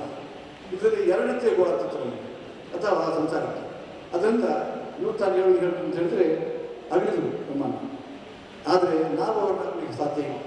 ನಮ್ಮ ಸಂತೋಷವಾಗಿ ಭಾಳ ಖುಷಿಯಾಗಿ ಮಾತಾಡ್ತಾ ಇದ್ದ ನಮ್ಮ ಹಿರಿಕರು ಹೇಳಿದರು, ಪಂಚಾಯತ್ ವತಿಯಿಂದ ಅವರ ಪರ್ಣಿಕೆಯನ್ನು ಬಗ್ಗೆ ಎರಡು ಕೆಲಸವನ್ನು ಮಾಡ್ತೇವೆ, ಒಂದು ರಸ್ತೆಗೆ ಹೆಸರಿಡ್ತೇವೆ, ಒಂದು ಬಸ್ ಸ್ಟ್ಯಾಂಡ್ ಇಡ್ತೇವೆ ಅಂತ ಒಂದು ಸಂತೋಷ ವಿಚಾರವನ್ನು, ಒಳ್ಳೆಯ ವಿಚಾರವನ್ನು ದಿನಕರ್ ಹೇಳಿದರು. ಅದು ಪಂಚಾಯತ್ ವತಿಯಿಂದ ಮಾಡುವಂಥ ಕೆಲಸ ಭಾಳ ಸಂತೋಷ. ಅವರ ಸ್ಮಾರಕಾರ್ಥವಾಗಿ ಏನಾದರೂ ಮಾಡಬೇಕು, ಅವರ ಹೆಸರು ಉಳಿಯುವ ಹಾಗೆ, ಗ್ರಾಮದ ಮಟ್ಟದ ಹೆಸರು ಉಳಿಯುವ ಹಾಗೆ ಏನಾದರೂ ಮಾಡಲೇಬೇಕು ಅಂತ ತವಕ ನನ್ನಲ್ಲಿಗೆ ಇರಬೇಕು. ಅದನ್ನು ಪಂಚಾಯತ್ ಸಾಧಿಸ್ತದೆ, ಆ ಪ್ರಯತ್ನ ಮಾಡ್ತದೆ ಅನ್ನುವಂಥ ವಿಚಾರದಲ್ಲಿ ಈ ಬಗ್ಗೆ ಪಂಚಾಯತ್ ಜೊತೆಗೆ ಸಕಲ ರೀತಿಯ ಸಹಕಾರವನ್ನು ಕೊಡುತ್ತಾ ಕೆಲಸವನ್ನು ಕೂಡ ನಾನು ವೈಯಕ್ತಿಕವಾಗಿ ಅಥವಾ ಒಂದು ಪಕ್ಷದ ಗ್ರಾಮ ಅಧ್ಯಕ್ಷನಾಗಿ ಕೂಡ ಪಂಚಾಯತ್ನಲ್ಲಿ ಸಂಪೂರ್ಣ ಸಹಕರಿಸುವಲ್ಲಿ ನಾನು ತಯಾರಿದ್ದೇನೆ ಅಂತ ಈ ಮಾತು ಹೇಳ್ತಾ, ಅಲ್ಲಿಂದ ನನ್ನ ಮಿತ್ರ ಅಲ್ಲ, ನನ್ನ ತಮ್ಮ ತ್ಯಾಗರ ಆತ್ಮಕ್ಕೆ ಶಾಂತಿ ಸಿಗಲಿ. ಅವರ ಅಗಲಿಕೆಯ ದುಃಖವನ್ನು ಕುಟುಂಬ ಸಂಸಾರದವರು ಸಹಿಸುವಂಥ ಶಕ್ತಿಯ ಪರಮಾತ್ಮಗಳು, ಹಾಗೆ ಅವರ ಆತ್ಮಕ್ಕೆ ನಮ್ಮ ಕಂಪಟ್ ಹಿಡಿದಾಗೆ ಬಿಟ್ಟು ಶಾಂತಿ ಸಿಗಲಿ. ಸ್ವರ್ಗಕ್ಕೆ ಅವರ ಆತ್ಮ ಸೇರಿ ಇನ್ನೊಮ್ಮೆ ಹುಟ್ಟಿ ಬಾತಮ್ಮ ಅನ್ನುವಂಥ ಒಂದು ನನ್ನ ಮಾತನ್ನು ಆ ದೇವರು ಅನ್ಸ್ಕೊಟ್ಟು ಅಂತ ಒಂದು ತಮ್ಮ ಇನ್ನೊಬ್ಬ ನನಗೆ ಹುಟ್ಟಿ ಬರಲಿ ಅಂತೇಳಿ ನಾನು ಅಪೇಕ್ಷಿಸುತ್ತಾ ನಿಮ್ಮೆಲ್ಲರ ಪ್ರೀತಿಪೂರ್ವಕವಾದಂಥ ಒಂದು ಈ ಸಭೆಯಲ್ಲಿ ಅವರ ಆತ್ಮಕ್ಕೆ ಶಾಂತಿಯನ್ನು ಕೊಡ್ತೇನೆ. ಹಾಗೆ ಅವರಿಗೆ ಶ್ರದ್ಧಾಂಜಲಿ ನಡೆಸ್ತೇನೆ. ಇವತ್ತು ಪುಷ್ಪ ನಮನವನ್ನು ಸಲ್ಲಿಸಿ ಅವರ ಆತ್ಮಕ್ಕೆ ಪುನಃ ದೇವರು ಶಾಂತಿಯನ್ನು ಲಭಿಸಿಕೊಳ್ಳಿ ಅಂತೇಳಿ ಪ್ರಾರ್ಥಿಸ್ತಾ ನನ್ನ ಮಾತು ಮುಗಿಸ್ತೇನೆ.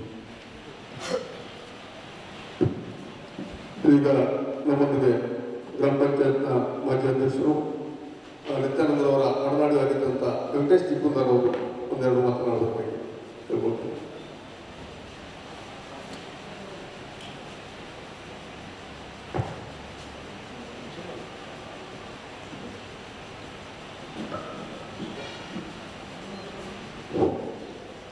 ಆತ್ಮೀಯರೇ, ಇವತ್ತು ನಾವು ನಮ್ಮ ಸಂಗೀತ ಶ್ರೀಯುತ ನಿತ್ಯಾನಂದ ಕೆಮ್ಮಣ್ಣವರ ಶ್ರದ್ಧಾಂಜಲಿ ಕಾರ್ಯಕ್ರಮದಲ್ಲಿ ಸೇರಿಕೊಂಡಿದ್ದೇವೆ.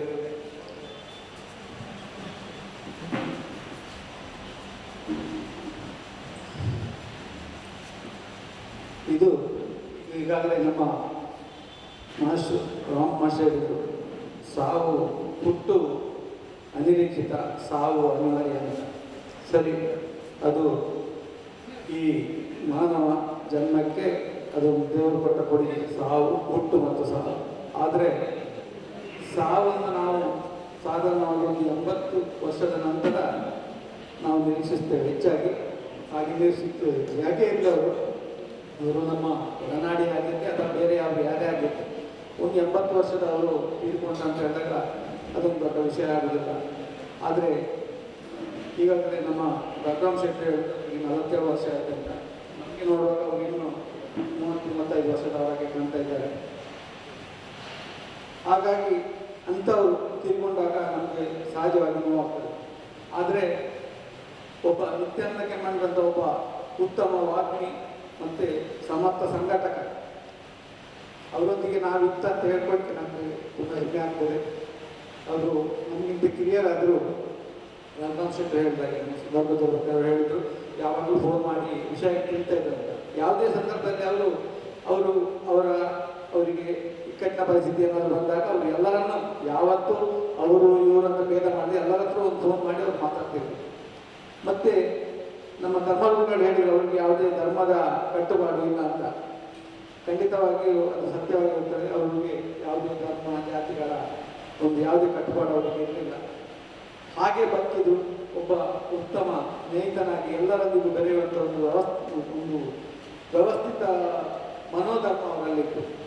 ಯಾರೊಂದಿಗೂ ಬೆರೆತಿದ್ರು ಯಾವುದೇ ಸಂದರ್ಭದಲ್ಲಿ ಕೂಡ ನಮ್ಮ ರಂಗನಾಥ್ ಶೆಟ್ಟಿ ಹೇಳಿದಾಗ ಯಾವುದೇ ಸಂದರ್ಭದಲ್ಲಿ ಅವರು ಯಾರೊಂದಿಗೂ ರಾಜಿ ಮಾಡ್ಕೊಳ್ಳಿಕ್ಕೂ ಹೇಳಿದ್ರು, ಜಗಳಕ್ಕೂ ಹೇಳಿದ್ರು. ಜೋರಂತಾದರೆ ಜೋರೇ ಮಾಡಿ, ಪಾಪದವರಾಗಿ ಅವರನ್ನು ಪ್ರೀತಿ ಮಾಡಿ ಅಂತ ಒಂದು ಸದ್ಗುಣ ಅವರಾಗಿತ್ತು. ಯಾವುದೇ ಒಂದು ಸಂದರ್ಭವನ್ನು ಒಂದು ಸೌಹಾರ್ದತೆಯಲ್ಲಿ ಕೊಂಡೋಗುವಂಥ ಒಂದು ಎಂಥ ಬಿಕ್ಕಟ್ಟ ಪರಿಸ್ಥಿತಿಯನ್ನು ಸೌಹಾರ್ದತೆಯಲ್ಲಿ ಕೊಂಡು ಹೋಗುವಂಥ ಶಕ್ತಿ ಇತ್ತು.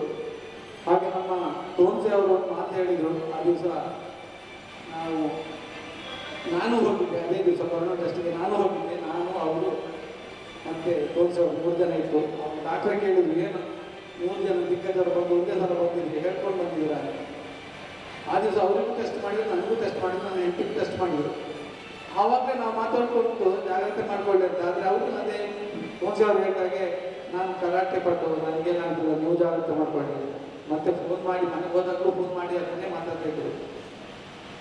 ಮತ್ತೆ ನಮ್ಮ ರಿಸಲ್ಟ್ ಬಂದಾಗ ಅದರಲ್ಲಿ ನಂದು ನನ್ನ ಇಬ್ಬರದ್ದು ಇದಿತ್ತು, ನಾರ್ಮಲ್ ಇತ್ತು. ಆದರೆ ಇವರಿಗೆ ಫೋನ್ ಮಾಡಿದಾಗ ನಾನು ಅವ್ರಿಗೆ ಫೋನ್ ಮಾಡೋದು ಅವರೇ ಫೋನ್ ಮಾಡಿದರು, ನನಗೆ ಹೀಗಾಯಿತು ಅಂತ. ಜಾಗ್ರತೆ ಮಾಡಿಕೊಳ್ಳಿ ಅಂತ ನಾನು ಅವ್ರ ಹತ್ರ ಹೇಳಿದ್ದೆ. ಆದರೆ ಅವರು ನನ್ನ ನಗ್ತಾನೆ 2-3 ದಿವಸ ನನ್ನ ನಗ್ತಾನೆ ಮಾತಾಡಿದರು. ಮತ್ತು ಅವರು ನಿಜವಾಗೂ ನನಗೆ ಅವರು ಹಾಸ್ಪಿಟಲ್ಗೆ ಸೇರಿದ್ದು ಗೊತ್ತಿಲ್ಲ. ಮತ್ತು ಅಲ್ಲಿಂದ ನೇಪಾಳಕ್ಕೆ ಕರ್ಕೊಂಡು ಹೋಗುವಾಗ ಗೊತ್ತಾಯಿತು. ನಾವಲ್ಲಿ ಅರ್ಧಕ್ಕೆ ಹೋಗುವಾಗ ನಮ್ಮ ಸಾಧಿಕರವರು ಹೇಳಿದರು, ಬೇಡ ಅಂದರೆ ಯಾರನ್ನು ಬಿಡುವುದಿಲ್ಲ ಅಂತ. ಆನಂತರ ನಮಗೆ ಕಾಂಟ್ಯಾಕ್ಟ್ ಆಗಲಿಲ್ಲ. ಮತ್ತು ನಾವು ನಮ್ಮೊಂದಿಗೆ ಕಾಂಟ್ಯಾಕ್ಟ್ ಮಾಡಿ ತಿಳ್ಕೊಂಡೇವರು. ಮತ್ತು ಉಳಿದದ್ದು ನಮಗೆ ಒಂದು ಬೆಳಿಗ್ಗೆ ಗೊತ್ತಾಗಿದೆ ಲಾಸ್ಟ್. ಹಾಗಾಗಿ ನಮಗೆ ಅವರನ್ನು ಆ ಸಮಯದಲ್ಲಿ ಹತ್ತಿರದಿಂದ ನೋಡುವಂಥ ಒಂದು ಭಾಗ್ಯವು ಸಿಕ್ಕಿಲ್ಲ. ಮತ್ತು ನಾವು ನೋಡಿದ್ದವರನ್ನು ಶವವಾಗಿ ಮಾಡ್ತೀವಿ.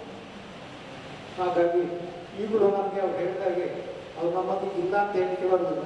ಅವ್ರು ನಮ್ಮೊಂದಿಗೆ ಇದ್ದಾರೆ, ಎಲ್ಲೋ ಇದ್ದಾರೆ ಅಂತ ನಮಗೆ ಅನಿಸ್ತದೆ. ಬಿಟ್ಟರೆ ಅವ್ರು ನಮ್ಮೊಂದಿಗೆ ಇಲ್ಲ ಅಂತ ಹೇಳಿಕೆ ಬರೋದಿಲ್ಲ. ಯಾಕಂತೇಳಿದ್ರೆ ಹಲವಾರು ಸಂದರ್ಭಗಳಲ್ಲಿ ಅದು ನಮಗೂ ಅವರಿಗೂ ಮತ್ತು ಅವರ ಭಾವ ಇದ್ದರು, ಅವರಿಗೂ ಗೊತ್ತಿತ್ತು. ನಾವು ಎಷ್ಟು ಜನರನ್ನು ಅದಕ್ಕೋಸ್ಕರ ಅವರೊಂದು ಮಾರುತಿ ಕಾರನ್ನು ಖರೀದಿ ಮಾಡಿದ್ದು, ಜನರನ್ನು ಕರ್ಕೊಂಡು ಹೋಗ್ಲಿಕ್ಕೆ, ಆಸ್ಪತ್ರೆಗೆ ಕರ್ಕೊಂಡು ಹೋಗ್ಲಿಕ್ಕೆ, ಎಲ್ಲರಿಗೆ ನಿತ್ಯಗೆ ಅಲ್ಲಿಗೆ ಇಲ್ಲಿ ಎಷ್ಟು ಸಲ ರಾತ್ರಿ ಆದರೂ 12 ರಾತ್ರಿ ಆದರೂ ಹೋಗಿದ್ದೇವೆ. ಈಗ ಅಂಥ ಒಬ್ಬ ಸನ್ಮಿತ್ರ, ಸಜ್ಜನ, ಮಾನವ ಪ್ರೇಮಿ ನಿತ್ಯಾನಂದಂತ ಒಬ್ಬ ವ್ಯಕ್ತಿಯನ್ನು ನಾವು ಕಳ್ಕೊಂಡಿದ್ದೇವೆ. ಖಂಡಿತವಾಗಿ ಇದು ನಮಗೆ ಎನಿಸಿಕೊಂಡು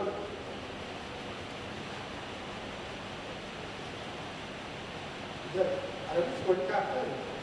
ಹಾಗಾಗಿ ಶ್ರೀಧರಿಗೆ ದೇವರು ಸದ್ಗತಿ ನೀಡಿ ಹಾಗೆ ಅವರ ಕುಟುಂಬದವರಿಗೆ ಶಕ್ತಿ ಅಂತ ಹೇಳ್ಕೊಂಡು ಮಾತನಾಡಿಸ್ತಾರೆ. ಉಡುಪೇಶ್ವರವರೇ ಈಗ ಅವರು 2ನೇ ಬಾರಿ ಪ್ರತಿನಿಧಿಸಿದ ಕ್ಷೇತ್ರ ಪಡಗುದು. ಆ ಪಡಗುದಲ್ಲಿ ಅವರಿಂದ ಮೊದಲು ಮಂಡಲ ಪಂಚಾಯತ್ ಸ್ಥಾನದಲ್ಲಿ, ಅನಂತರ ಪ್ರಥಮ ಗ್ರಾಮ ಪಂಚಾಯತ್ ಸ್ಥಾನದಲ್ಲಿ ಮತ್ತು ಸದ್ಯ ಅವರು ಉಪಾಧ್ಯಕ್ಷರಾಗಿದ್ದಂಥ ಕಾಲದಲ್ಲಿ ಕೂಡ ಆ ಕ್ಷೇತ್ರವನ್ನು ಬಂಧಿಸಿದ ಅವರು ಎಲ್ಲರೂ ಮಾತನ್ನು ಆಡಬೇಕಾಗಿ ಕೇಳ್ಬೋದು.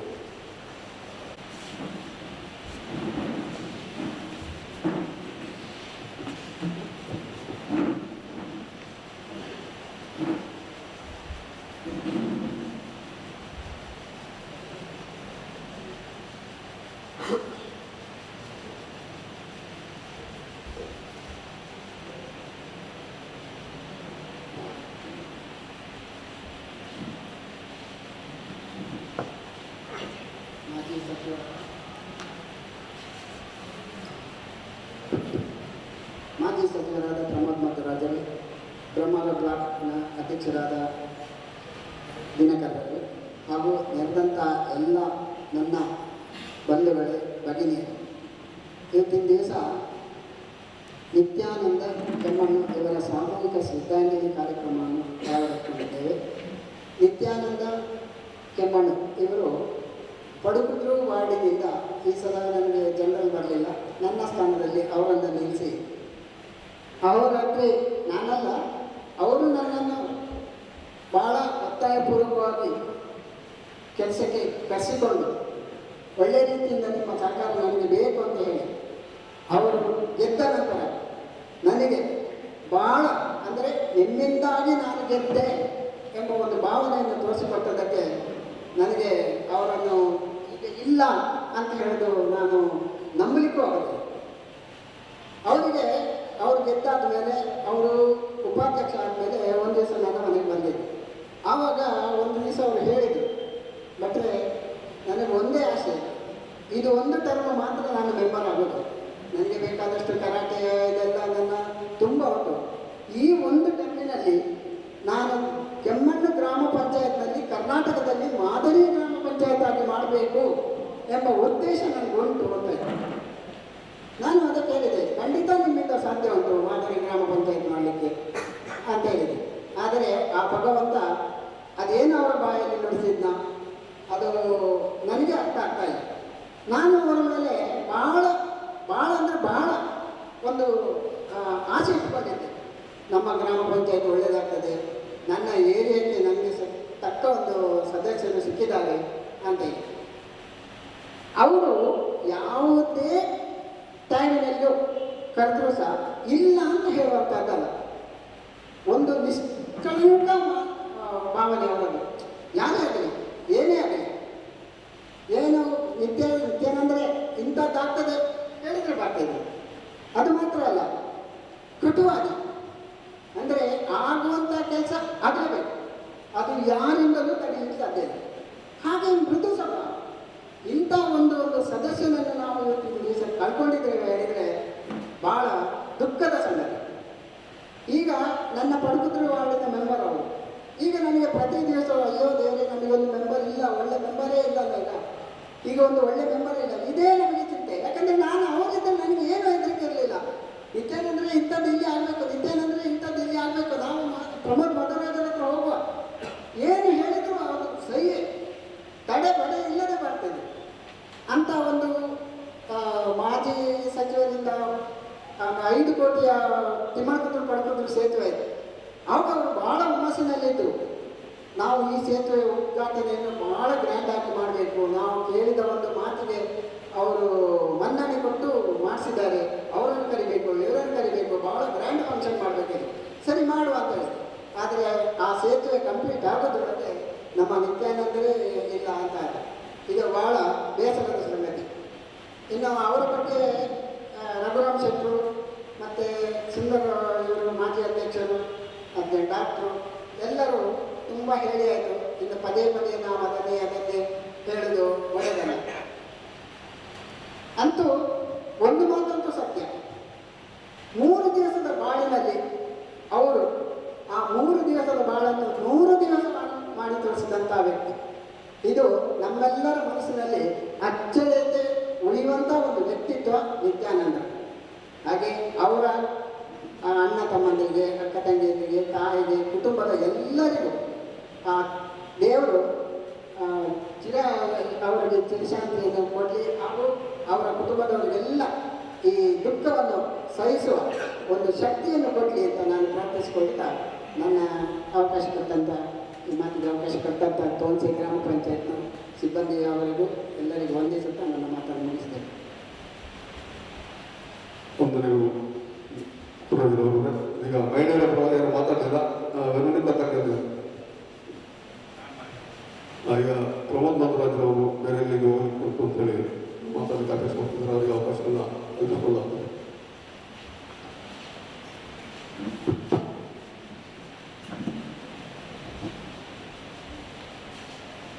ಪಡುತೋನ್ಸೆ ಗ್ರಾಮಕ್ಕೆ ಮಾತ್ರ ಅಲ್ಲ, ಉಡುಪಿ ಜಿಲ್ಲೆಗೆ ಮಾತ್ರವಲ್ಲ ಕರ್ನಾಟಕಕ್ಕೆ ಬೇಕಾಗಿದ್ದವರು ನಿತ್ಯಾನಂದ ಕೆಮ್ಮಣ್ಣ. ನಾನು ಯಾರಾದರೂ ಪ್ರಮುಖರು ತೀರಿ ಹೋದಾಗ ನನ್ನ ಫೇಸ್ಬುಕ್ನಲ್ಲಿ ಶ್ರದ್ಧಾಂಜಲಿಯನ್ನು ಅವರ ಭಾವಚಿತ್ರವನ್ನು ಹಾಕಿ ಅರ್ಪಿಸುವಂಥ ಒಂದು ಪರಿಪಾಠವನ್ನು ಹಾಕ್ಕೊಂಡು ಬಂದಿದೆ. ಎಂತೆಂಥ ಘಟಾನುಘಟಿಗಳು ತೀರಿ ಹೋದಾಗಲೂ ಕೂಡ ಅವರ ಶ್ರದ್ಧಾಂಜಲಿಯನ್ನು ಹಾಕಿದ್ದಾರೆ. ಅದರಂತೆ ಕೋವಿಡ್ನಂಥ ಸಂದರ್ಭದಲ್ಲಿ ಆ ಕೋವಿಡ್ ಎಂಬ ಮಹಾಮಾರಿಗೆ ಹೆಚ್ಚಿನ 44 ವರ್ಷದ ಪ್ರಾಯದ ಒಬ್ಬ ಗಟ್ಟಿಮುಟ್ಟಿನ ಯುವಕ ಬಲಿಯಾಗಿರುವಂಥದ್ದು ಇದು ನಮಗೆ ಯಾರಿಗೂ ನಂಬಲಿಕ್ಕೆ ಅಸಾಧ್ಯವಾದಂಥದ್ದು. ಅಂಥ ಸಂದರ್ಭದಲ್ಲಿ ಪಾರ್ಥಿವ ಶರೀರದ ದರ್ಶನ ಕೂಡ ಮಾಡುವಂಥ ಯೋಗ ಭಾಗ್ಯ ನನ್ನನ್ನು ಸೇರಿ ಬಹಳಷ್ಟು ಮಂದಿಗೆ ಆ ಕೋವಿಡ್ ಪ್ರೋಟೋಕಾಲ್ನಿಂದಾಗಿ ಸಿಗದಂಥ ಒಂದು ಸಂದರ್ಭದಲ್ಲಿ ಮತ್ತು ಲಾಕ್ಡೌನಿನ ಕಾರಣದಿಂದ ಶ್ರದ್ಧಾಂಜಲಿ ಸಭೆಯನ್ನು ಕೂಡ ವ್ಯವಸ್ಥೆ ಮಾಡದಂಥ ಒಂದು ಕ್ಲಿಷ್ಟಕರವಾದಂಥ ಸಂದರ್ಭದಲ್ಲಿ ಅವರು ತೀರಿ ಹೋದಾಗ ನಾನು ಫೇಸ್ಬುಕ್ನಲ್ಲಿ ಅವರಿಗೆ ಶ್ರದ್ಧಾಂಜಲಿ ಅರ್ಪಿಸಿ ನಾನು ಪೋಸ್ಟ್ ಮಾಡಿದಾಗ ಹೆಚ್ಚಿನ ಅಂಶ 78,000 ಜನ ಅದನ್ನು ನೋಡಿದ್ದಾರೆ. ನನ್ನ ಬೇರೆ ಎಲ್ಲ ಪೋಸ್ಟ್ಗಳು ಕೂಡ 20-30 ಸಾವಿರಕ್ಕಿಂತ ಮೇಲೆ ಹೋಗಲಿಲ್ಲ. ಅದು ಮಾತ್ರ ವಿಶೇಷವಾಗಿ 78,000 ರೀಚ್ ಆಗುವಾಗ ನಾನು ವೆರೋನಿಕಾ ಕರ್ಮೇವರಿಗೆ ಹೇಳಿದೆ, ನಾವು ನಿತ್ಯಾನಂದ ಕೆಮ್ಮಣ್ಣು ಅವರು ಬರೇ ನಮ್ಮ ಒಂದು ಊರಿಗೆ ಸೀಮಿತ ಅಂತ ನಾವು ಯೋಚನೆ ಮಾಡ್ತಿದ್ವಿ. ಆದರೆ ಅವರ ಜನಪ್ರಿಯತೆ ಎಷ್ಟರ ಮಟ್ಟಿಗೆ ವ್ಯಾಪಿಸಿದೆ ಎಂಬುದಕ್ಕೆ ಆ 78,000 ಜನ ಅದನ್ನು ನೋಡಿರ್ತಕ್ಕಂಥದ್ದು, ಅದಕ್ಕೆ ರಿಯಾಕ್ಟ್ ಮಾಡಿರ್ತಕ್ಕಂಥದ್ದು, ಅವರ ಜನಪ್ರಿಯತೆ ಎಲ್ಲಿಯವರೆಗಿದೆ ಎಂಬುದು ನನಗಂತೂ ಗೊತ್ತಾಗುತ್ತೋ ಅವರು ಜೀವಂತವಾಗಿರುವಾಗಲ್ಲ, ಅವರು ತೀರಿದ ನಂತರ. ಇದು ನಮಗೆ ಬಹಳಷ್ಟು ದುಃಖದ ವಿಚಾರ. ಯಾವುದೇ ಕೆಲಸ ಇರಲಿ ಅತ್ಯಂತ ಶ್ರದ್ಧಾಪೂರ್ವಕವಾಗಿ ಮತ್ತು ನಿಷ್ಠೆಯಿಂದ ಇದ್ದೇನಂದ್ರೆ ಇದ್ದೇನೆ, ಇಲ್ಲಾಂದ್ರೆ ಇಲ್ಲ, 100ಕ್ಕೆ 100. ಯಾಕಂದರೆ ನಮ್ಮ ರಾಜಕಾರಣದಲ್ಲಿ ಎಲ್ಲರನ್ನ ನಂಬಲಿಕ್ಕೆ ಆಗೋದಿಲ್ಲ. ನಾವು ಇದ್ದೇವೆ ಅಂತ ಹೇಳಿ ಚೂರಿ ಹಾಕುವವರೇ ಹೆಚ್ಚು. ಅಂಥದ್ರಲ್ಲಿ ನಿತ್ಯಾನಂದ ಕೆಮ್ಮಣ್ಣವರು ಅತ್ಯಂತ ಪ್ರಾಮಾಣಿಕ, ನಿಷ್ಠಾವಂತ ಒಬ್ಬ ಸಮಾಜ ಸೇವಕ. ನನ್ನ ತಂದೆ ಕೂಡ 52 ವರ್ಷ ಪ್ರಾಯದಲ್ಲಿ ತೀರಿಹೋದರು. ನಾನು ಈಗ ಯಾವ ಪ್ರಾಯದಲ್ಲಿದ್ದೆ ನನಗಿಂತ ಮೊದಲೇ ಈ ಪ್ರಾಯಕ್ಕಿಂತಲೂ ಮೊದಲೇ ಅವರು ತೀರಿಕೊಂಡಿದ್ರು. ಆವಾಗ ಶ್ರದ್ಧಾಂಜಲಿಯನ್ನು ಅರ್ಪಣೆ ಮಾಡಲಿಕ್ಕೆ ಬಂದಂಥ ಯಾರೋ ಮಹಾನುಭಾವರು ಶ್ರದ್ಧಾಂಜಲಿಯನ್ನು ಹೇಳಿ, ನಾನು ಚಿಕ್ಕವನಿದ್ದೆ, 14 ವರ್ಷದ ಹುಡುಗ ನಾನು. ಆವಾಗ ನಾನು ಯಾರೋ ಮಾತಾಡೋದನ್ನು ಕೇಳಿದೆ, ದೇವರಿಗೆ ಯಾರು ಅತ್ಯಂತ ಇಷ್ಟವೋ ಅವರನ್ನು ಬೇಗ ಕರೆಸ್ಕೊಳ್ತಾರೆ ದೇವರು ಅಂತ. ನನ್ನ ತಂದೆಯ ಬಗ್ಗೆ ಆಡಿದಂತಹ ಮಾತದು ಪ್ರಾಯಶಃ ಇವತ್ತು ನನಗೆ ಅನಿಸ್ತದೆ, ನಿತ್ಯಾನಂದ ಕೆಮ್ಮಣ್ಣು ದೇವರಿಗೆ ಬಹಳ ಇಷ್ಟವಾಗುತ್ತರಿಂದ, ನಮ್ಮ ಜನರಿಗೆ ಇಷ್ಟ ಆಗುವುದಕ್ಕಿಂತ ಹೆಚ್ಚು ದೇವರಿಗೆ ಇಷ್ಟ ಆಗೋದ್ರಿಂದ ದೇವರು ಬೇಗ ಅವರನ್ನು ಅತಿ ಸಣ್ಣ ಪ್ರಾಯದಲ್ಲೇ ತರಿಸ್ಕೊಂಡಿದ್ದಾರೆ ಅಂತ ನಾನು ಹೇಳಬೇಕಾಗ್ತದೆ. ಇದೇ ಊರಿನವರಾದ್ದರಿಂದ ಅವರ ಬಗ್ಗೆ, ಅವರ ವಿಚಾರವನ್ನು ನಾನು ಹೆಚ್ಚಿಗೆ ಹೇಳಲಿಕ್ಕೆ ಬಯಸುವುದಿಲ್ಲ. ಯಾಕಂದರೆ ನನಗಿಂತ ಹೆಚ್ಚು ನೀವು ಅವರನ್ನು ತಿಳಿದಿದ್ದೀರಿ. ಅವರ ಆತ್ಮಕ್ಕೆ ಚಿರಶಾಂತಿ ದೊರಕಲಿ. ಅವರ ಕುಟುಂಬಕ್ಕೆ ಅವರೊಬ್ಬರ ಆಧಾರ ಸ್ತಂಭವಾಗಿತ್ತು, ಕುಟುಂಬದ ಆಧಾರ ಸ್ತಂಭವಾಗಿತ್ತು. ಆ ಕುಟುಂಬಕ್ಕೆ ಈ ಒಂದು ದುಃಖ ಮತ್ತು ನಷ್ಟವನ್ನು ಎದುರಿಸುವ ಶಕ್ತಿಯನ್ನು ದೇವರು ಅವರಿಗೆ ಅನುಗ್ರಹಿಸಲಿ, ಕುಟುಂಬಕ್ಕೆ ಅನುಗ್ರಹಿಸಲಿ. ನಿತ್ಯಾನಂದ ಕೆಮ್ಮಣ್ಣು ಪುನರ್ಜನ್ಮವಾಗಿ ಇದೇ ಊರಿನಲ್ಲಿ ಜನ್ಮ ತಾಳುವಂತಾಗಲಿ, ಮುಂದಕ್ಕೆ ಅವರು ಸಂಪೂರ್ಣ ಆಯುಷ್ಯವನ್ನು ಕಳೆಯುವಂತಾಗಲಿ ಅಂತಕ್ಕಂಥ ಒಂದು ಪ್ರಾರ್ಥನೆಯನ್ನು ಮಾಡಿ ನನ್ನ ವೈಯಕ್ತಿಕ ಶ್ರದ್ಧಾಂಜಲಿಯನ್ನು ನಿತ್ಯಾನಂದ ಕೆಮ್ಮಣ್ಣವರಿಗೆ ಅರ್ಪಿಸಿ ನಾನೆರಡು ಮಾತನ್ನು ಮುಗಿಸ್ತಿದ್ದೇನೆ ಮತ್ತು ನನಗೆ 5 ಗಂಟೆಗೆ ನಮ್ಮ ಕಾರ್ಯಕ್ರಮಕ್ಕೆ ಹೋಗೋದ್ರಿಂದ ಮುಂಚಿತವಾಗಿ ನಿಮ್ಮೆಲ್ಲರ ಕ್ಷಮೆಯನ್ನು ಕೋರ್ತಾ ಬಂದಕ್ಕೆ ಹೋಗ್ತೀನಿ ಅಂತಕ್ಕಂಥ ಮಾತನ್ನು ನಾನೆರಡು ಮಾತನ್ನು ಮುಗಿಸ್ತೇನೆ. ನಿತ್ಯಾನಂದರು ಅವರ ವಿಸ್ತಾರ ಎಷ್ಟಿತ್ತು ಅನ್ನೋದನ್ನು ಮತ್ತೊಮ್ಮೆ ನೆನಪಿಸಿದ ಪ್ರಮುಖ ಪುತ್ರರಾಜರವರಿಗೆ ವಂದನೆಗಳು. ಇದೀಗ ಮೆರವಣಿಗೆ ಕಚೇರಿಯವರು ಮಹಿಳೆಯರ ಪರವಾಗಿ ಈಗಾಗಲೇ ಪಂಚಾಯತ್ ರಾಜ್ ತಿದ್ದುಪಡಿಯ ಪ್ರಕಾರ 50% ಮೀಸಲಾತಿ ಮಹಿಳೆಯರಿಗೆ ಕೊಟ್ಟಿದ್ರು ಕೂಡ ಇವತ್ತು ಮಹಿಳೆಯರು ಯಾರು ಕೂಡ ಮಾತಾಡುವಂಥ ಮನಸ್ಥಿತಿಯನ್ನು ಹೊಂದಿಲ್ಲದಿರುವುದು ವಿಷಾದನೀಯ. ಅದಕ್ಕಾಗಿ ಮಹಿಳೆಯರ ಪರವಾಗಿ ಮೆರವಣಿಗೆ ಕಚೇರಿಯವರು ಮಾತಾಡಬೇಕಂತ ಅವರನ್ನ ಕೇಳ್ಕೊಳ್ತಾರೆ.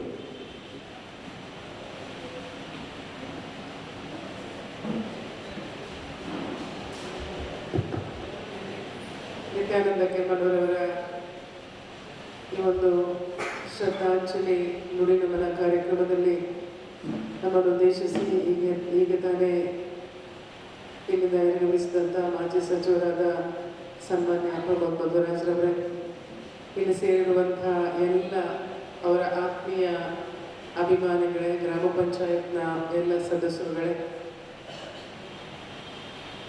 ಪ್ರಾಯಶಃ ನಿತ್ಯಾನಂದ ಕೆಮ್ಮಣ್ಣವರ ಬದುಕು ಸಾರ್ಥಕ ಆಗಿದೆ ಅಂತ ನಾನು ಅನಿಸ್ಕೊಳ್ತೇನೆ. ಯಾರೂ ನಾವು ಶಾಶ್ವತ ಅಲ್ಲ, ಈಗಾಗಲೇ ಮಾತಾಡಿದವರು ಹೇಳಿದರು.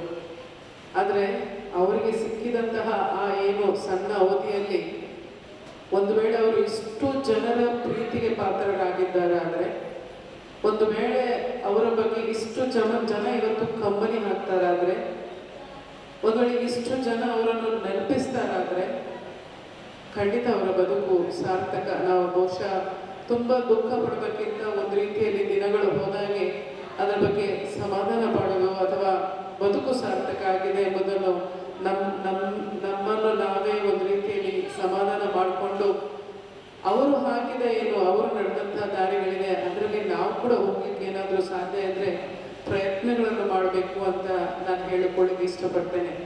ಬಹುಶಃ ಎಲ್ಲರೂ ಇಲ್ಲಿದ್ದವರು ಅನೇಕರು ಅವರ ಅಭಿಮಾನಿಗಳು. ಯಾಕಂತ ಹೇಳಿದರೆ ನನಗೆ ಈಗಲೂ ಹೇಳ್ತಾ ಇದ್ದಾರೆ, ಯಾರಾದರೂ ಸಾಮಾನ್ಯ ವ್ಯಕ್ತಿಗಳು ಕೂಡ ಫೋನ್ ಕೈ ಮೆತ್ತಿದ್ದು ಫೋನ್ ಅಂದರೆ ಆ ಒಂದು ಫೀಲಿಂಗ್ಸ್ ನಮಗೆ ವಿಶ್ ಮಾಡಿ ಹೋಗ್ತಿದ್ರು. ಇವತ್ತಿಗೂ ಕೂಡ ಎಲ್ಲಿ ಹೋದರೂ ಕೂಡ ಅವರ ಬಗ್ಗೆ ಒಂದು ರೀತಿಯಲ್ಲಿ ಇಂಗ್ಲಿಂಗ್ ಬೇಜಾರು ಹಾಕೊಂಡು ಆ ರಿಚ್ಚರತ್ತ ಅಂತ. ನನಗಂತೂ ಬಹುಶಃ ನಿನ್ನೆ ಮೊನ್ನೆ ಕೀರ್ತಿ ಶೆಟ್ಟರು ನಾನು ಇದಕ್ಕೆ ಪ್ರೋಗ್ರಾಮಿಗೆ ಕರೀಲಿಕ್ಕೆ ಫೋನ್ ಮಾಡಿದಾಗ ಪಲ್ಲೆ ಮೇಡಮ್ ಅಂದರು. ನನಗೆ ಯಾಕೆ ನನ್ನ ರೋಮ ಸ್ಟ್ರೇಟ್ ಆಯ್ತು, ಯಾಕಂತ ಹೇಳಿದ್ರೆ ಸೇಮ್ ಡಯಲಾಗ್ ಪ್ರತಿ ಸಲ ಮಾತಾಡೋದು. ನನಗೆ ಫೋನ್ ಮಾಡಿದಾಗ ಪಲ್ಲೆ ಮೇಡಮ್ ಅನ್ನೋದು ನನಗೆ ಯಾಕೋ ಒಂದು ನಿಮಿಷ ನಾನು ಫೋನನ್ನು ಹೊರಗೆ ತೆಗೆದೆ, ಮತ್ತೆ ನೆನಪಾಯ್ತು ಇದು ಕೀರ್ತಿ ಶೆಟ್ಟರು ಅಂತಂದರೆ ನಮ್ಮ ಒಂದು ಜೀವನದ ಭಾಗವಾಗಿ ಆ ಭಾವನೆಗಳ ಭಾಗವಾಗಿ ಅವರು ಬಿಟ್ಟಿದ್ದಾರೆ. ಓರ್ವ ಆತ್ಮೀಯ ಸಹೋದರ. ಬಹುಶಃ ನಾನು ಜಗಳ ಆಡ್ತಾ ಇದ್ರು ನಮ್ಮ ಜೊತೆ, ಏನಾದರೂ ವಿಚಾರಗಳಿಲ್ಲದಾಗ ಸರಿ ಜಗಳ ಆಡ್ತಾ ಇದ್ರು, ಆದರೆ ಅಷ್ಟೇ ಪ್ರೀತಿ ಇತ್ತು. ಇವತ್ತಿಗೂ ಕೂಡ ಅವರ ಆ ವಾಯ್ಸ್ ಮೆಸೇಜಸ್ ಹೆಚ್ಚಾಗಿ ನಾವು ವಾಯ್ಸ್ ಮೆಸೇಜಲ್ಲಿ ಕಮ್ಯುನಿಕೇಟ್ ಮಾಡೋದು, ಅದನ್ನು ಡಿಲೀಟ್ ಮಾಡಿಲ್ಲ. ನನಗೆ ನೆನಪಾದಾಗ ಒಂದೊಮ್ಮೆ ಆ ವಾಯ್ಸ್ ಮೆಸೇಜನ್ನು ಕೇಳಿಕೊಂಡು ಅವರ ನೆನಪನ್ನು ಮರುಕಳಿಸುವಂಥ ಕೆಲಸವನ್ನು ಮಾಡ್ತೇನೆ. ಅದನ್ನು ನೆನೆಸಿದಾಗ ಇನ್ನೂ ನಮ್ಮ ಜೊತೆ ಇದ್ದಾರೆ ಎಂಬ ರೀತಿಯ ಫೀಲಿಂಗ್ ಇದ್ದಾರೆ ಎಂಬ ಒಂದು ಮನೋಭಾವನೆ ಬರುತ್ತೆ. ಬಹುಶಃ ಈ ವ್ಯಕ್ತಿ ಇನ್ನೆಷ್ಟು ಉನ್ನತ, ಒಂದು ವೇಳೆ ಜೀವಂತ ಇರ್ತಿದ್ರೆ ಇನ್ನೆಷ್ಟು ಸಾಧನೆ ಮಾಡ್ತಿದ್ರು, ಇನ್ನೆಷ್ಟು ಉನ್ನತ ಅವಕಾಶಗಳು ಪಾಲಿಗೆ ಬರ್ತಿತ್ತು. ರಾಜ್ಯ ಮಟ್ಟದ ಕರಾಟೆ ಅಧ್ಯಕ್ಷರ ಒಂದು ಅಧ್ಯಕ್ಷ ಸ್ಥಾನ ಇದ್ದಾಗ ತನಗೆ ನಿರ್ವಹಿಸಲಿಕ್ಕೆ ಕಷ್ಟ ಆಗ್ತದೆ ಅಂದ್ಕೊಂಡು ಹೇಳಿ ಅಲ್ಲಿ ರಾಜೀನಾಮೆಯನ್ನು ಕೊಟ್ಟು ಅವರು ನಾನು ಗ್ರಾಮ ಮಟ್ಟದಲ್ಲಿ ನನಗೆ ಟ್ರಾವೆಲ್ ಮಾಡಲಿಕ್ಕೆ ಕಷ್ಟ ಆಗ್ತದೆ, ಅವರು ಇಂಟರ್ನ್ಯಾಷನಲ್ ಲೆವೆಲಲ್ಲಿ ಟ್ರಾವೆಲ್ ಮಾಡುವಂಥ ಒಂದು ಪರಿಸ್ಥಿತಿ ಅವರಿಗಿತ್ತು, ನನಗೆ ಕಷ್ಟ ಆಗ್ತದೆ ಅಂತ ಹೇಳಿ ಒಂದು ಹುದ್ದೆಯನ್ನು ಕೂಡ ಅಲ್ಲಿ ರಾಜೀನಾಮೆ ಕೊಟ್ಟು. ಆದರೆ ಅವರು ಪ್ರತಿಯೊಬ್ಬರು ಹೇಳೋದಿತ್ತು, ಅವ್ರು ಯಾವತ್ತೂ ಹೇಳ್ತಿದ್ರು, ನೀವು ರಾಜೀನಾಮೆ ಕೊಟ್ಟರು ಕೂಡ ನೀವು ಬರಬೇಕು, ನೀವು ನಮ್ಮ ಜೊತೆ ಇರಬೇಕು. ಯಾಕಂತ ಹೇಳಿದ್ರೆ ಆದಷ್ಟು ರಾಜ್ಯ ಮಟ್ಟದಲ್ಲಿ ಕೂಡ ಒಂದು ಸ್ಫೂರ್ತಿಯಾಗಿ ಅವರಿಗೆ ಈ ಒಂದು ಕರಾಟೆಯನ್ನು ಅಷ್ಟು ಎತ್ತರಕ್ಕೆ ತಗೊಂಡು ಹೋಗ್ಲಿಕ್ಕೆ ಒಂದು ಪ್ರೇರೇಪಣೆ ಕೊಟ್ಟವರು, ಒಂದು ಸಹಾಯ ಕೊಟ್ಟವರು. ಬಹುಶಃ ಇಂಥ ಒಂದು ವ್ಯಕ್ತಿಯನ್ನು ನಾವು ಕಳ್ಕೊಂಡಿದ್ದೇವೆ. ಬಹುಶಃ ಇದು ದೇವರ ಒಂದು ಲೀಲೆ ಅಂತ ಹೇಳ್ಬೋದು. ಪ್ರಯತ್ನಗಳು ಖಂಡಿತ ನಮ್ಮಿಂದ, ಮನುಷ್ಯರಿಂದ ಏನು ಪ್ರಯತ್ನಗಳು ಸಾಧ್ಯನ ಅದೆಲ್ಲ ಪ್ರಯತ್ನಗಳು ಕೂಡ ನಡೆದಿದೆ. ಅವರಲ್ಲಿ ಒಂದು ರೀತಿಯ ಆತ್ಮಸ್ಥೈರ್ಯ ಇತ್ತು. ನನಗೇನು ಆಗೋದಿಲ್ಲ, ಏತ್ ಸಲ ಬಂದದ ಮೇಡಮ್ ಕೊರೋನಾ ಅಂತ ಯಾವತ್ತು ಹೇಳೋದು ತಿಂಗಳು ಏತ್ ಸಲ ಬಂದದ ಎಂಕಲ್ಪುರ ಎಂಗಲಪುರ ಆಗಬಹುದು ಅಂದ್ರೆ ಯಾವತ್ತೂ ಆಚೆ ಈಚೆ ತಿರುಗ್ತಾ ಇರುವವರು ಇದೇ ಡೈಲಾಗ್ ಅವ್ರು ಮಾತಾಡ್ತಾ ಇದ್ರು. ಬಹುಶಃ ಅವರಿಗೆ ಯಾವಾಗ ಪಾಸಿಟಿವ್ ಬಂತು ಅದರ ನಂತರ ಆಸ್ಪತ್ರೆ ಮೋಸ್ಟ್ಲಿ ನಾನು ಅನಿಸೋದು ಒಂದು ರೀತಿಯ ಏಕಾಂತ ಅವರನ್ನು ಕಾಡ್ತಿತ್ತು ಏನೋ, ಯಾಕಂದ್ರೆ ಯಾರಿಗೂ ಹೋಗ್ಲಿಕ್ಕೆ ಅಲ್ಲಿಗೆ ಅವಕಾಶಗಳಿರಲಿಲ್ಲ. ಆದರೂ ಫೋನ್ ಮೂಲಕ ನಮ್ಮಿಂದ ಏನು ಸಾಧ್ಯ ಇದೆ, ಏನು ಧೈರ್ಯ ಕೊಡಲಿಕ್ಕೆ ಸಾಧ್ಯ ಇದೆ, ಏನು ಮಾತಾಡಲಿಕ್ಕೆ ಸಾಧ್ಯ ಇದೆ, ಅದನ್ನೆಲ್ಲದನ್ನು ಕೂಡ ಬಹುಶಃ ಪ್ರತಿಯೊಬ್ಬರು ಕೂಡ ಇವರು ಅವರಂತ ಹೇಳೋದಿಲ್ಲ, ಪ್ರತಿಯೊಬ್ಬರು ಕೂಡ ಪ್ರಯತ್ನವನ್ನು ಪಟ್ಟಿದ್ದಾರೆ. ಆದರೆ ದೇವರು ಅವರಿಗೆ ಕೊಟ್ಟ ಆಯಸ್ಸು ಅಷ್ಟು, ಅದನ್ನು ಮೀರಿ ಯಾರೂ ಏನೂ ಮಾಡಲಿಕ್ಕೆ ಸಾಧ್ಯ ಇಲ್ಲ. ಅಂಥ ಒಂದು ಸಾರ್ಥಕ ಬದುಕನ್ನು ಸಾಗಿಸಿ ಇವತ್ತು ಪ್ರತಿಯೊಬ್ಬರ ಮನದಲ್ಲಿ ನೆಲೆಯೂರಿಕೊಂಡು ಈ ಗ್ರಾಮದಲ್ಲಿ ತುಂಬ ಅಭಿವೃದ್ಧಿಯನ್ನು ಮಾಡಿ ಓರ್ವ ಅಧ್ಯಕ್ಷರಾಗಿ ತುಂಬ ಅಭಿವೃದ್ಧಿಯನ್ನು ಮಾಡಿದರೆ ಮಾತ್ರ ಅಲ್ಲ, ಯಾವುದೇ ಜಾತಿ ಧರ್ಮ ಭೇದ ಅವರಲ್ಲಿ ಇರಲಿಲ್ಲ. ಪ್ರತಿಯೊಬ್ಬರು ಕೂಡ ಪ್ರೀತಿ ಮಾಡುವಂಥ ಓರ್ವ ವ್ಯಕ್ತಿ ಅಂತ ಹೇಳಿದರೆ ನಿತ್ಯಾನಂದ ಕೆಮ್ಮನು. ಪ್ರತಿ ಧರ್ಮದವರು ಕೂಡ ಅವರನ್ನು ಪ್ರೀತಿ ಮಾಡ್ತಿದ್ರು, ಅವರನ್ನು ಆಸೆ ಮಾಡ್ತಿದ್ರು. ಅಂತ ಒಂದು ವ್ಯಕ್ತಿ ಇನ್ನಿಲ್ಲ ಅಂತ ಹೇಳಲಿಕ್ಕೆ ಖಂಡಿತವಾಗಿ ದುಃಖ ಆಗುತ್ತೆ. ಆದರೆ ನಮ್ಮ ಪ್ರತಿಯೊಬ್ಬರ ಭಾವನೆಗಳಲ್ಲಿ ಅವರಿದ್ದಾರೆ. ಇನ್ನು ಬೇಗದಲ್ಲಿ ಬಹುಶಃ ನಮ್ಮಿಂದ ಅಳಿಸ್ಲಿಕ್ಕೆ ಸಾಧ್ಯ ಆಗ್ಲಿಕ್ಕಿಲ್ಲ, ಯಾಕಂದ್ರೆ ಅವರ ಆ ಒಡನಾಟ, ಅವರ ಏನು ನಾವು ಅವರ ಜೊತೆ ಇದ್ದೇವೋ ಅದು ಇನ್ನಷ್ಟು ಖಂಡಿತವಾಗಿ ಮುಂದುವರಿಯುತ್ತದೆ. ಇದು ಅವರ ಆ ಸಂಬಂಧ, ಭಾವನಾತ್ಮಕ ಸಂಬಂಧಗಳು ಮುಂದುವರಿದ ಹಾಗೆ ಬಹುಶಃ ಅವರು ಸಾಗಿದಂತಹ ಜೀವನ ನಮ್ಮದು ಕೂಡ, ನಾವು ಕೂಡ ಆ ದಾರಿಯಲ್ಲಿ ಹೋಗ್ಲಿಕ್ಕೆ ನಮಗೆ ಪ್ರೇರಣೆಯಾಗಲಿ. ಅವರು ಭಗವಂತನ ಪಾದವನ್ನು ಸೇರಲಿ, ಅಲ್ಲಿ ಅವರ ಆತ್ಮ ಸಂತೋಷದಿಂದ ಭಗವಂತನ ಜೊತೆ ಕಳೆಯುವಂತಾಗಲಿ, ಮತ್ತು ಅವರ ಕುಟುಂಬಕ್ಕೆ ಪ್ರತ್ಯೇಕವಾಗಿ ಮತ್ತು ಅವರ ಅಭಿಮಾನಿಗಳಿಗೆ ಆ ದುಃಖವನ್ನು ಸಹಿಸುವಂತಹ ಒಂದು ಶಕ್ತಿಯನ್ನು ಆ ಭಗವಂತನು ಕರುಣಿಸಲಿ ಅಂದ್ಕೊಂಡು ಹೇಳಿಕೊಂಡು, ಈ ಹೊತ್ತಲ್ಲಿ ನನಗೆ ನಮಗಿಂತ ಅತಿ ಕಿರಿಯವನಾದ ನಿತ್ಯಾನಂದರಿಗೆ ನಾನು ಶ್ರದ್ಧಾಂಜಲಿಯನ್ನು ಅರ್ಪಿಸಿ ನುಡಿ ನಮನವನ್ನು ಸಲ್ಲಿಸಿ ಅವರಿಗೆ ದೇವರ ಪಾದಕ್ಕೆ ಸಮರ್ಪಿಸುವಂಥ ಕೆಲಸವನ್ನು ಮಾಡ್ತಾ ಇದ್ದೇನೆ. ಧನ್ಯವಾದಗಳು. ಬದುಕು ಜಗತ್ತ ಬಡ್ಡಿಯಂತೆ ವಿಧಿ ಅದರ ಸಹಾಯ ಮಾಡುತ್ತೆ. ಈಗ ಲೋಕನಿರ್ಮಾಣ ರಂಗದಲ್ಲಿ ಹೇಳಿದಂಥ ಡಿ.ವಿ.ಜಿ ಅವರ ಮಾತಿದು ಏನಾಗಲಿ, ಇದೀಗ ನಾವು 5:30ಕ್ಕೆ ಕಾರ್ಯಕ್ರಮವನ್ನು ಮುಗಿಸಬೇಕು ಅನ್ನುವಂತ ಹೇಳಿದ್ದೇವೆ. ಇನ್ನೊಂದು ಕಡೆ ಎಲ್ಲರೂ ಕೂಡ ಪುಷ್ಪನಮನಕ್ಕೆ ಅವಕಾಶಗಳನ್ನು ಕಲ್ಪಿಸಿಕೊಡಬೇಕು. ಹಾಗಾಗಿ ಇದು ಕೆಲವೇ ಕೆಲವರ ಹತ್ರ ಮಾತಾಡಿಸಿ ನಾನು ಪುಷ್ಪನಮನಕ್ಕೆ ಹೋಗ್ತೇನೆ. ಇದೀಗ ಟಿ.ಎಂ. ರಾಮತ್ತುಲ್ಲಾ ಮಾಜಿ ತಾಲೂಕು ಪಂಚಾಯತ್ ಸದಸ್ಯರು ಬಹುಶಃ ಒಂದು ಕಾಲದಲ್ಲಿ ತಾಲೂಕು ಪಂಚಾಯತ್ ಚುನಾವಣೆಯಲ್ಲಿ ಎದುರಾಗಿ ನಿಂತುಕೊಂಡು ಚುನಾವಣಾ ಕಣದಲ್ಲಿದ್ದಂಥ ನಿತ್ಯಾನಂದರು ಇವತ್ತು ಜೊತೆಗಿಲ್ಲ. ಅವರೊಟ್ಟಿಗೆ ಆನಂತರ ಅವರೊಟ್ಟಿಗೆ ಸೇರಿಕೊಂಡು ಇದ್ದಂಥ ನಿಮ್ಮ ರಾಮತ್ತುಲ್ಲವರು ಇದನ್ನು ಮಾತನಾಡುತ್ತಾರೆ.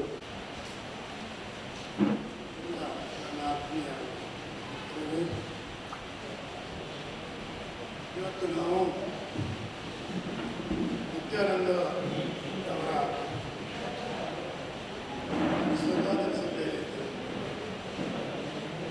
ನಿತ್ಯಾನಂದ ಕೆಮ್ಮಣ್ಣಂತ ಹೆಸರು, ಆದರೆ ನಿತ್ಯಾನಂದ ಹುಟ್ಟಿ ಬೆಳೆದದು ಗೋಡೆಯಲ್ಲಿ. ಬಾಲ್ಯದಿಂದಲೇ ನಾವು ಒಟ್ಟಿಗಿದ್ದವರು. ನನಗಿಂತ ಒಂದು 8 ವರ್ಷ ಚಿಕ್ಕದ, ಆದರೆ ತುಂಬ ಹತ್ತಿರದಲ್ಲಿ ಬೆಳೆದವರು ನಾವು. ರಾಜಕೀಯಕ್ಕೆ ಬಂದ ನಂತರ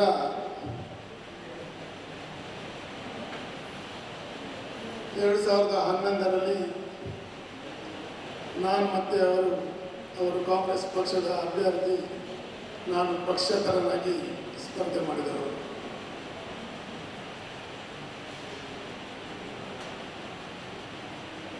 ನಮ್ಮ ರಿಸಲ್ಟ್ ಬಂದ ಸಂದರ್ಭದಲ್ಲಿ ನನ್ನನ್ನು ಅಪ್ಪಿಕೊಂಡು ಶುಭಾಶಯ. ಅದರ ನಂತರ ದಿನದಲ್ಲಿ ನಾವು ಒಟ್ಟಾಗಿ ತೋನ್ಸೆ ಗ್ರಾಮದ ಅಭಿವೃದ್ಧಿಯ ಹಿಂದೆ ಕೆಲಸ ಮಾಡಿದವರು. ನಿತ್ಯಾನಂದ ಯಾವಾಗಲೂ ಯಾವುದೊಂದು ಟಾರ್ಗೆಟ್ ಹಾಕಿದರೆ ಅದು ಮಾಡಿ ತೀರುವಂಥವರು. ಪಂಚಾಯತ್ ಅಧ್ಯಕ್ಷನಾಗಿರುವಾಗ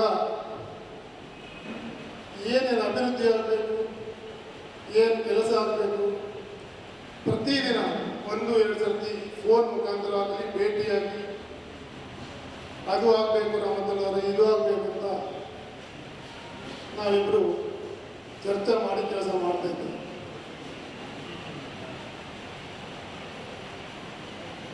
ಕರಾಟೆ ಶಿಕ್ಷಕರ ಸಂಘದ ಜಿಲ್ಲಾಧ್ಯಕ್ಷರಾಗಿ, ರಾಜ್ಯಾಧ್ಯಕ್ಷರಾಗಿ, ರಾಷ್ಟ್ರ ಮಟ್ಟದಲ್ಲಿ ಒಂದು ಗುರುತಿಸಿಕೊಂಡಿದ್ದಂತಹ ನಿತ್ಯಾನಂದ ಅವರು ಅದೇ ರೀತಿಯಲ್ಲಿ ಕಾಂಗ್ರೆಸ್ ಪಕ್ಷದ ಒಂದು ನೇತಾರರಾಗಿ ಕಾಂಗ್ರೆಸ್ ಪಕ್ಷವನ್ನು ಯಾವ ರೀತಿಯಲ್ಲಿ ತಗೊಂಡು ಹೋಗಬೇಕು, ಬ್ರಹ್ಮಾವರ ಬ್ಲಾಕ್ನ ಕಿಸಾನ್ ಘಟಕದ ಅಧ್ಯಕ್ಷನಾಗಿ ಒಂದು ಸಂದರ್ಭದಲ್ಲಿ ಕೊಕ್ಕರ್ನಿಗೆ ನಾನು ಮತ್ತು ಅವರ ಒಟ್ಟಿಗೆ ಹೋಗಿದ್ದೆ ಒಂದು ಕಾರ್ಯಕ್ರಮಕ್ಕೆ. ನನಗೆ ಹೋಗುವಾಗ ನನಗೆ ಕರೆದಿದ್ದೆ. ಅವರ ಒಂದು ಭಾವನೆ ಇತ್ತು, ನಾನೊಂದು ರಾಜ್ಯ ಕೇಂದ್ರದಲ್ಲಿ ಮುಂದೆ ಬರಬೇಕು, ಒಳ್ಳೆಯ ಒಂದು ಹೆಸರು ಮಾಡಬೇಕು. ಅದೇ ರೀತಿಯಲ್ಲಿ ನಮ್ಮ ಗ್ರಾಮದ ಅಭಿವೃದ್ಧಿ ಬಗ್ಗೆ ಬಹಳ ಚಿಂತನೆ, ಯಾವಾಗಲೂ ಗ್ರಾಮೀಣ ಅಭಿವೃದ್ಧಿ ಅಭಿವೃದ್ಧಿ ಅಭಿವೃದ್ಧಿ ಇದೇ ಅವರ ಬಾಯಲ್ಲಿ. ಈ ಸರ್ತಿ ಉಪಾಧ್ಯಕ್ಷನಾಗಿ ನಿಮ್ಮನ್ನು ನಾವು ಆಯ್ಕೆ ಮಾಡ್ತೇವೆ ಅಂತ ನಾವು ಗ್ರಾಮೀಣ ಕಾಂಗ್ರೆಸ್ ಸಮಿತಿಯಿಂದ ಕೇಳಿಕೊಳ್ಳುವಾಗ ನಾನು ಅಧ್ಯಕ್ಷನಾಗಿದ್ದವ, ಪುನಃ ನಮಗೆ ಬೇಡ ಅಂತ ನಾವು ಒತ್ತಡ ಹಾಕಿ ರಘುರಾಮ್ ಶೆಟ್ಟಿ ಅವರು ನಿಮ್ಮ ಔಷಧ ನಮಗೆ ಇದೆ, ಗ್ರಾಮಕ್ಕೆ ಇದೆ, ನೀವು ಉಪಾಧ್ಯಕ್ಷ ಸ್ಥಾನಕ್ಕೆ ಒಪ್ಪಿಕೊಳ್ಬೇಕಂತ ಹೇಳಿಕೊಂಡಾಗ ಒಪ್ಪಿಕೊಂಡು ಅದೇ ರೀತಿಯಲ್ಲಿ ಒಳ್ಳೆ ರೀತಿಯಲ್ಲಿ ಕೆಲಸ ಮಾಡ್ತಾ ಇರುವಾಗಲೇ ಅವರು ನಮ್ಮನ್ನೆಲ್ಲ ಬಿಟ್ಟು ಹಾಕಿದ್ದಾರೆ. ಅವರನ್ನು ದೇವರು ಅವರ ಆತ್ಮಕ್ಕೆ ಶಾಂತಿ ಕೊಡಿ ಎಂಬ ದೇವರಲ್ಲಿ ಬೇಡಿಕೊಂಡ ಅವರ ನೆನಪು ಸದಾ ನಮ್ಮ ಗ್ರಾಮದಲ್ಲಿ ಉಳಿಬೇಕು. ಈಗಾಗಲೇ ದಿನಕರ್ ಅವರು ಹೇಳಿದ್ದಾರೆ, ಒಂದು ರಸ್ತೆ ಮತ್ತು ಒಂದು ಬಸ್ ಸ್ಟ್ಯಾಂಡ್ಗೆ ನಾವು ಪ್ರಸ್ತಾವನೆ ಇಟ್ಟಿದ್ದೇವೆ ಅಂತ. ದಿನಕರ್ ಅವರೇ, ನಿಮ್ಮೊಟ್ಟಿಗೆ ಎನ್ನುವ ಧನದಿಂದ ನಾವು ನಿಮ್ಮೊಟ್ಟಿಗೆ ಇದ್ದೇವೆ, ನೀವು ಮುಂದೆ ಒರೆಸಿ ನಾವು ನಿಮ್ಮ ಹಿಂದೆ ಹೇಳ್ತಾ ನನ್ನ ಮಾತನ್ನು ಮುಗಿಸ್ತೇನೆ. ಯುದ್ಧ ಹಿಂದಿದ್ದಾನೆ ತೊಂದರೆಗಳು ಈಗ ಮಾತನಾಡುತ್ತಾರೆ. ಎಲ್ಲರಿಗೂ ನಮಸ್ಕಾರ. ಮರಳಿ ಭಾರತದ ಊರಿಗೆ ನಿತ್ಯಾನಂದ ಕೆಮ್ಮಣ್ಣವರು ತೆರಳಿದ್ರು ಅನ್ನುವ ಒಂದು ವಾಟ್ಸಪ್ ಮೆಸೇಜನ್ನು ನಾನು 1 ಗಂಟೆಗೆ ನನ್ನ ಎಲ್ಲ ಹೆಚ್ಚಿನ ಆತ್ಮೀಯರಿಗೆ ನಾನು ಕಳಿಸಿಕೊಟ್ಟೆ. 1 ಗಂಟೆಗೆ 5 ನಿಮಿಷ ಇರುವಾಗ ಜನಾರ್ದನ್ ತೋನ್ಸಿ ಅವರು ನನಗೆ ಕಾಲ್ ಮಾಡಿ ಹೇಳಿದರು, ನಿತ್ಯಾನಂದ ಕೆಮ್ಮಣ್ಣವರ ದೇಹಾಂತ್ಯವಾಗಿ. ಅದರ ಮೊದಲು ಪ್ರತಿದಿನ ಪ್ರತಿ ಕ್ಷಣ ಅವರ ಆರೋಗ್ಯದ ಬಗ್ಗೆ ವಿಚಾರಿಸ್ಕೊಳ್ತಾ ಇತ್ತು. ಅವರ ಕರೆ ಬಂದಾಗ 5 ನಿಮಿಷ ಮೌನವಾಗಿ ಕಡೆಗೆ ಈ ವಿಷಯವನ್ನು ಎಲ್ಲರಿಗೂ ತಿಳಿಸಬೇಕಂತ 1 ಗಂಟೆಗೆ ಎಲ್ಲರಿಗೂ ಕೂಡ ಮೆಸೇಜ್ ಮಾಡಬೇಕಾಗಿದೆ. ಅದನ್ನು ಓದಿದವರು ಕಣ್ಣಲ್ಲಿ ಕಣ್ಣೀರಿಟ್ಟರು. ಯಾಕಂತ ಹೇಳಿದರೆ ಆ ಒಂದು ನನ್ನ ಒಬ್ಬರು ಆತ್ಮೀಯರು ಸುಧಾಕರ್ ಕೋಟಿ ಅಂತ ಅವರು ಹೇಳಿದರು, ನಿಮ್ಮ ಆ ಒಂದು ಒಕ್ಕಣೆ ಮರಳಿ ಬಾರದ ಊರಿಗೆ ನಿತ್ಯಾನಂದ ಕೆಮ್ಮಣ್ಣವರ ಪ್ರಯಾಣ ಅಂತ ಹಾಕಿದ್ದೀವಿ, ಬಹಳಷ್ಟು ನೋವಾಯಿತು ಅಂತ. ರಾಜಕಾರಣ ಅಂತ ಅಲ್ಲ, ಒಬ್ಬ ಯುವಕ ನೇರ ನಡೆನುಡಿಯ ಸಜ್ಜನಿಕೆಯ ಒಬ್ಬ ಯುವಕ ಇವತ್ತು ನಮ್ಮ ಮುಂದೆ ಇಲ್ಲ ಅಂತ ಹೇಳಿದರೆ ಅದು ಖಂಡಿತವಾಗಿ ಅರಗಿಸಿಕೊಳ್ಳಿಕ್ಕೆ ಸಾಧ್ಯ. ನಾನು ಕಂಡ ಮಟ್ಟಿಗೆ ನಿತ್ಯಾನಂದ ಕೆಮ್ಮಣ್ಣ ಅವರಲ್ಲಿ ಇರುವಂಥ ಗುಣಗಳು ಎಲ್ಲರಿಗೂ ಸಾಧ್ಯ. ನಮ್ಮ ಸಂತಕಟ್ಟೆ ಬಿಲ್ಲವ ಸಂಘದಲ್ಲಿ ಅವರಿಂದ ನಾನು ನಮ್ಮ ಕಾರ್ಯ ಆಡಳಿತ ಮಂಡಳಿಯಲ್ಲಿ ಒಬ್ಬ ಸದಸ್ಯನಾಗಿ ಸೇರ್ಪಡೆಗೊಳಿಸಿದೆ. ಯಾವುದೇ ಕಾರ್ಯಕ್ರಮಕ್ಕೆ ಕರೆ ಮಾಡಿದರೆ ಬರುತ್ತಿದ್ದರು, ಏನಾದರೂ ಕೆಲಸ ಆಗಬೇಕಂತಾದರೆ ಮಾಡ್ತಿದ್ದರು. ಅದನ್ನೆಲ್ಲ ನಾವು ಖಂಡಿತವಾಗಿಯೂ ಮರೆಯಲಿಕ್ಕೆ ಸಾಧ್ಯ ಇಲ್ಲ. ನಾನು ಕಾರ್ಯನಿರ್ವಹಿಸುತ್ತಿರುವಂತಹ ವಿದ್ಯಾಸಂಸ್ಥೆ green park central school Hiriyadka, ಇಲ್ಲಿ ನಾನು ಸೇರ್ಪಡೆಗೊಳ್ಳುವ ಮೊದಲೇ ಅವರು ಒಬ್ಬ ಕರಾಟೆ ಶಿಕ್ಷಕರಾಗಿ ಕೆಲಸ ನಿರ್ವಹಿಸುತ್ತಿದ್ದರು. ಅಲ್ಲಿ ನಾನು ಸೇರ್ಪಡೆಗೊಂಡಾಗ ಅವರಿಗೆ ಬಹಳಷ್ಟು ಸಂತೋಷ, ಹೆಮ್ಮೆ, ಯಾಕಂತ ಹೇಳಿದರೆ ನಮ್ಮ ಊರಿನ ಒಬ್ಬರು ಆಡಳಿತಾಧಿಕಾರಿಯಾಗಿ ಬಂದಿದ್ದಾರೆ ಅಂತ. ಸೊ ಒಂದು ಕರಾಟೆ ಕ್ಷೇತ್ರದಲ್ಲಿ ಕೂಡ ಅವರು ಒಂದು ಉನ್ನತವಾದ ಮಟ್ಟಕ್ಕೆ, ಅತ್ಯುನ್ನತವಾದ ಮಟ್ಟಕ್ಕೆ ಕೂಡ ಅವರು ಏರಿದರು. ಇತ್ತೀಚೆಗೆ ಒಂದು ವಾರದ ಹಿಂದೆ ಕಟಪಾಡಿ ದೇವಸ್ಥಾನದಲ್ಲಿ ಒಂದು ಕಾರ್ಯಕ್ರಮದಲ್ಲಿ ಭಾಗವಹಿಸುವಾಗ ಅವರ ಆಪ್ತ ಮಿತ್ರ ರವಿ ಸಾನಿಯಾ, ಎಲ್ಲರಿಗೂ ಖುಷಿ ಗೊತ್ತಿರಬೇಕು, ಅವರು ನನ್ನನ್ನು ಭೇಟಿಯಾದಾಗ ಕಣ್ಣಲ್ಲಿ ಕಣ್ಣೀರು ಹಾಕಿದರು. ಯಾಕಂತೇಳಿದರೆ ಅವರು ಮತ್ತು ನಿತ್ಯಾನಂದ ಕೆಮ್ಮಣ್ಣವರ ಒಂದು ಆತ್ಮೀಯತೆ ಅಷ್ಟರ ಮಟ್ಟಿಗಿತ್ತು. ನನಗೆ ವಾಟ್ಸಪ್ ತೆಗೆದರು, ಎಲ್ಲ ಅವರ ವಿಡಿಯೋ ಕಾಲ್ಸನ್ನೆಲ್ಲ ತೋರಿಸಿದರು. ಅವ್ರು ಹೇಳಿದರು, ಇವತ್ತು ಇದನ್ನು ನಾನು ಯಾವತ್ತಿಗೂ ಕೂಡ ನಾನು ಡಿಲೀಟ್ ಮಾಡೋದಿಲ್ಲ, ಯಾಕಂತೇಳಿದರೆ ಅದನ್ನು ನೋಡಿಯೇ ಸಂತೋಷ ಪಡ್ತೇನೆ, ಅವರು ಇವತ್ತಿಗೂ ಕೂಡ ಜೀವಂತವಾಗಿದ್ದಾರೆ ಎನ್ನುವ ಮಾತನ್ನು ಅವರು ನನಗೆ ಹೇಳಿದರು. ನಾನು ಕೂಡ ಅವರ ಆಸ್ಪತ್ರೆಯಲ್ಲಿರುವಾಗ ತೆಗೆದಂತಹ ಕೆಲವು ವಿಡಿಯೋ ಕಾಲ್ಸನ್ನು ಕೂಡ ನೋಡಿದ್ದೇನೆ. ವೆರೋನಿಕಾ ಮೇಡಮ್ ಅವರು ಮಾತಾಡುವಂಥದ್ದು, ಅವರ ಫ್ಯಾಮಿಲಿಯವರು ಮಾತಾಡುವಂಥದ್ದು, ರೋಹಿತ್ ಅವರು ಮಾತಾಡುವಂಥದ್ದು ಎಲ್ಲವನ್ನು ಕೂಡ ನೋಡಿದ್ದೇನೆ. ಆದರೆ ಖಂಡಿತವಾಗಿ ನಾನು ನಿತ್ಯಾನಂದ ಕೆಮ್ಮಣ್ಣವರು ತೀರಿ ಹೋಗ್ತಾರೆ ಎನ್ನುವಂಥ ಒಂದು ಕ್ಷಣವನ್ನು ಈಗಲೂ ಕೂಡ ಅನಿಸ್ಕೊಳ್ಳಿಕ್ಕೆ ಸಾಧ್ಯ ಆಗ್ತಾ ಇಲ್ಲ. ಕೆಲವರು ಮಾತಾಡುವಾಗ ಬೇರೆ ಬೇರೆ ರೀತಿಯಲ್ಲಿ ಮಾತಾಡ್ತಾರೆ. ನಿತ್ಯಾನಂದ ಕೆಮ್ಮಣ್ಣವರು ಯಾಕೆ ಆ ಸಿಟಿ ಹಾಸ್ಪಿಟ್ಲಿಗೆ ಹೋಗಿ ಭರ್ತಿಯಾದರು, ಎಷ್ಟೋ ಜನರನ್ನು ಅವರು ಆದರ್ಶ ಹಾಸ್ಪಿಟ್ಲಿಗೆ ಕರ್ಕೊಂಡೋಗಿ ಟ್ರೀಟ್ಮೆಂಟ್ ಕೊಡಿಸ್ತಿದ್ರು. ದುಡ್ಡಿಲ್ಲ ಅಂತ ಹೇಳಿದ್ರು ಕೂಡ ಅವರೇ ಬರೆಸ್ತಿದ್ರು, ಡಾಕ್ಟರ್ ಹತ್ರ ಮಾತಾಡಿ ಅದನ್ನು ಮನ್ನಮಾಸ್ತಿದ್ರು. ಅಂಥವರು ಸಿಟಿ ಹಾಸ್ಪಿಟ್ಲಿಗೆ ಹೋಗಿ ಯಾಕೆ ಜಾಯ್ನ್ ಆದರು? ಮತ್ತೊಂದು ವಿಚಾರ ತಿಳಿಬೇಕಾದ್ರೆ, ನಮ್ಮ ಆದರ್ಶ ಹಾಸ್ಪಿಟ್ಲ್ನಲ್ಲಿ ಅವರಿಗಾಗಿಯೇ ಒಂದು ಬೆಡ್ಡನ್ನು ರಿಸರ್ವ್ ಮಾಡಿಟ್ಟಿದ್ರು ಮೋಹನ್ ಶೆಟ್ಟರು, ಅಲ್ಲಿಯ ಡಾಕ್ಟರ್. ಅದೆಲ್ಲ ಕೇಳುವಾಗ ನಮಗೆ ಅನಿಸ್ತದೆ, ಬಹುಶಃ ನಿತ್ಯಾನಂದ ಕೆಮ್ಮಣ್ಣವರ ಮಣಿಪಾಲದಲ್ಲಿ ಭರ್ತಿಯಾಗೋದಕ್ಕೆ ಅಲ್ಲೇ ಆದರ್ಶದಲ್ಲಿ ಭರ್ತಿಯಾಗಿದ್ದರೆ ಬದುಕಿ ಉಳಿತಿದ್ರು ಎನ್ನುವಂಥ ಒಂದು ನಮ್ಮಲ್ಲಿ ಭಾವನೆ ಮೂಡ್ತಾ ಇತ್ತು. ಒಟ್ಟಿನಲ್ಲಿ ತಾವೆಲ್ಲರೂ ಮಾತಾಡುವಾಗ ಹೇಳಿದಾಗೆ ನಾವು ಬಯಸುವುದೇ ಒಂದು ವಿಧಿಯ ಲೀಲೆ ಇರುವುದು. ಸೊ ಇಂಥ ಒಂದು ಸಂದರ್ಭದಲ್ಲಿ ನಿತ್ಯಾನಂದ ಕೆಮ್ಮಣ್ಣ ನಮ್ಮ ಎದುರಿಗೆ ಇಲ್ಲ ಅಂತ ಹೇಳಲಿಕ್ಕೆ ನಾವಂತೂ ಖಂಡಿತವಾಗಿ ಎನಿಸುವುದಿಲ್ಲ. ಯಾಕಂತ ಹೇಳಿದರೆ ನಾನು ಅವರ ಅಂತಿಮ ಸಂಸ್ಕಾರದ ಯಾತ್ರೆಯಲ್ಲಿ ಕೂಡ ಭಾಗವಹಿಸುವುದಿಲ್ಲ. ಯಾಕಂತ ಹೇಳಿದರೆ ಅದು ನನ್ನಿಂದ ಸಾಧ್ಯ ಕೂಡ ಇರಲಿಲ್ಲ. ಅದಕ್ಕಾಗಿ ಇವತ್ತಿಗೂ ಕೂಡ ಅವರು ನಮ್ಮ ಜೊತೆಯಲ್ಲೇ ಇದ್ದಾರೆ ಅಂತ ನಾವು ನಂಬಿಕೊಂಡಿದ್ದೇವೆ. ಈ ಶ್ರದ್ಧಾಂಜಲಿ ಸಭೆಯಲ್ಲಿ ಅವರಿಗೆ ದೇವರು ಚಿರ ಶಾಂತಿಯನ್ನು ನೀಡಲಿ ಅಂತ ಪ್ರಾರ್ಥಿಸ್ತಾ, ಅವರ ಕುಟುಂಬ ವರ್ಗದವರು ಎಲ್ಲರಿಗೂ ಕೂಡ, ಅವರ ಬಂಧು ಮಿತ್ರರಿಗೆ, ನಮ್ಮಂಥ ಸ್ನೇಹಿತರಿಗೆ ಎಲ್ಲರಿಗೂ ಕೂಡ ಅವರ ಈ ಸಾವು ಬಗ್ಗೆ ಅದನ್ನು ಸಹಿಸುವಂಥ ಶಕ್ತಿ ಪರಮಾತ್ಮನು ಕರುಣಿಸಲಿ ಅಂತ ಹೇಳಿ ನಾನು ಎರಡು ಮಾತನ್ನು ಮುಗಿಸ್ತೇನೆ. ನಮಸ್ಕಾರ. ಒಂದು ಶಿಕ್ಷಕರು ಇದೀಗ ಮೊಹಮ್ಮದ್ ಇದ್ರೀಸ್ ಅವರು ಬಹುಶಃ 3 ವರ್ಷಗಳಿಂದ ಗ್ರಾಮಕ್ಕೆ ವಸತಿ ಯೋಜನೆಯ ಮನೆಗಳು ಸಿಗ್ತಾ ಇಲ್ಲ. ಆ ಸಂದರ್ಭದಲ್ಲಿ ಬಹುಶಃ ಸುಮಾರು 20 ಮನೆಗಳ ಈ ಜಮಾತ್ ಇಸ್ಲಾಂನವರು ಕಟ್ಟಿಕೊಟ್ಟಾಗ ಆ ಎಲ್ಲ ಮನೆಗಳ ಪ್ರಾರಂಭಿಕೋತ್ಸವದ ಕಾರ್ಯಕ್ರಮದಲ್ಲಿ ಬಹುತೇಕ ಮನೆಗಳ ಓಪನಿಂಗ್ ಕಾರ್ಯಕ್ರಮದಲ್ಲಿ ಭಾಗವಹಿಸಿದಂಥ ನಿತ್ಯಾನಂದರು ಇಂಥ ಒಂದು ಅವರ ಕಾರ್ಯವನ್ನು ಶ್ಲಾಘಿಸ್ತಿದ್ರು. ಹಾಗಾಗಿ ಅವರ ಪರವಾಗಿ ಇದ್ರಿಸ್ಕೊಂಡು ಮಾತಾಡಬೇಕಾಗಿ ಕೇಳ್ಕೊಳ್ತಿದ್ದರು. ಆತ್ಮೀಯ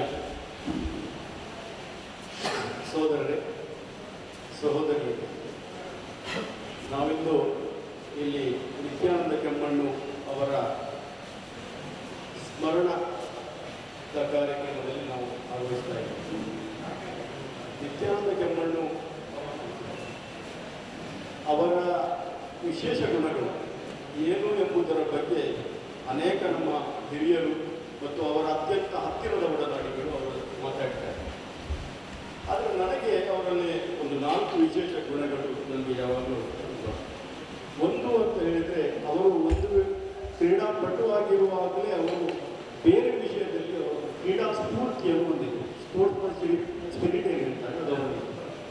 ಯಾಕಂತ ಹೇಳಿದರೆ ಅದನ್ನು ಅವರು ಯಾವುದೇ ವಿಷಯವನ್ನು ಅವರು ನಾನಕ್ಕೆ ಚುನಾವಣಾ ವಿಷಯದಲ್ಲಿ ಈಗಾಗಲೇ ನಮ್ಮ ರಾಮತ್ರ ಅವರ ವಿಷಯವನ್ನು ನಮ್ಮ ಒಬ್ಬ ಭಾಷಣಕಾರರು ಪ್ರಸ್ತಾಪಿಸಿದರು. ಅವರು ಇಬ್ಬರು ಚುನಾವಣೆಯಲ್ಲಿ ತಾಲೂಕು ಪಂಚಾಯತ್ನಲ್ಲಿ ಪರಸ್ಪರ ಎದುರಾಳಿಗಳಾಗಿ, ಆದರೆ ಚುನಾವಣೆ ಆದ ಮರುದಿನವೇ ಅವರು ಅದನ್ನೆಲ್ಲವನ್ನು ಮರೆತರು. ಅವರೊಂದಿಗೆ ಆತ್ಮೀಯ ಸಂಬಂಧವನ್ನು ಬೆಳೆಸಿದರು.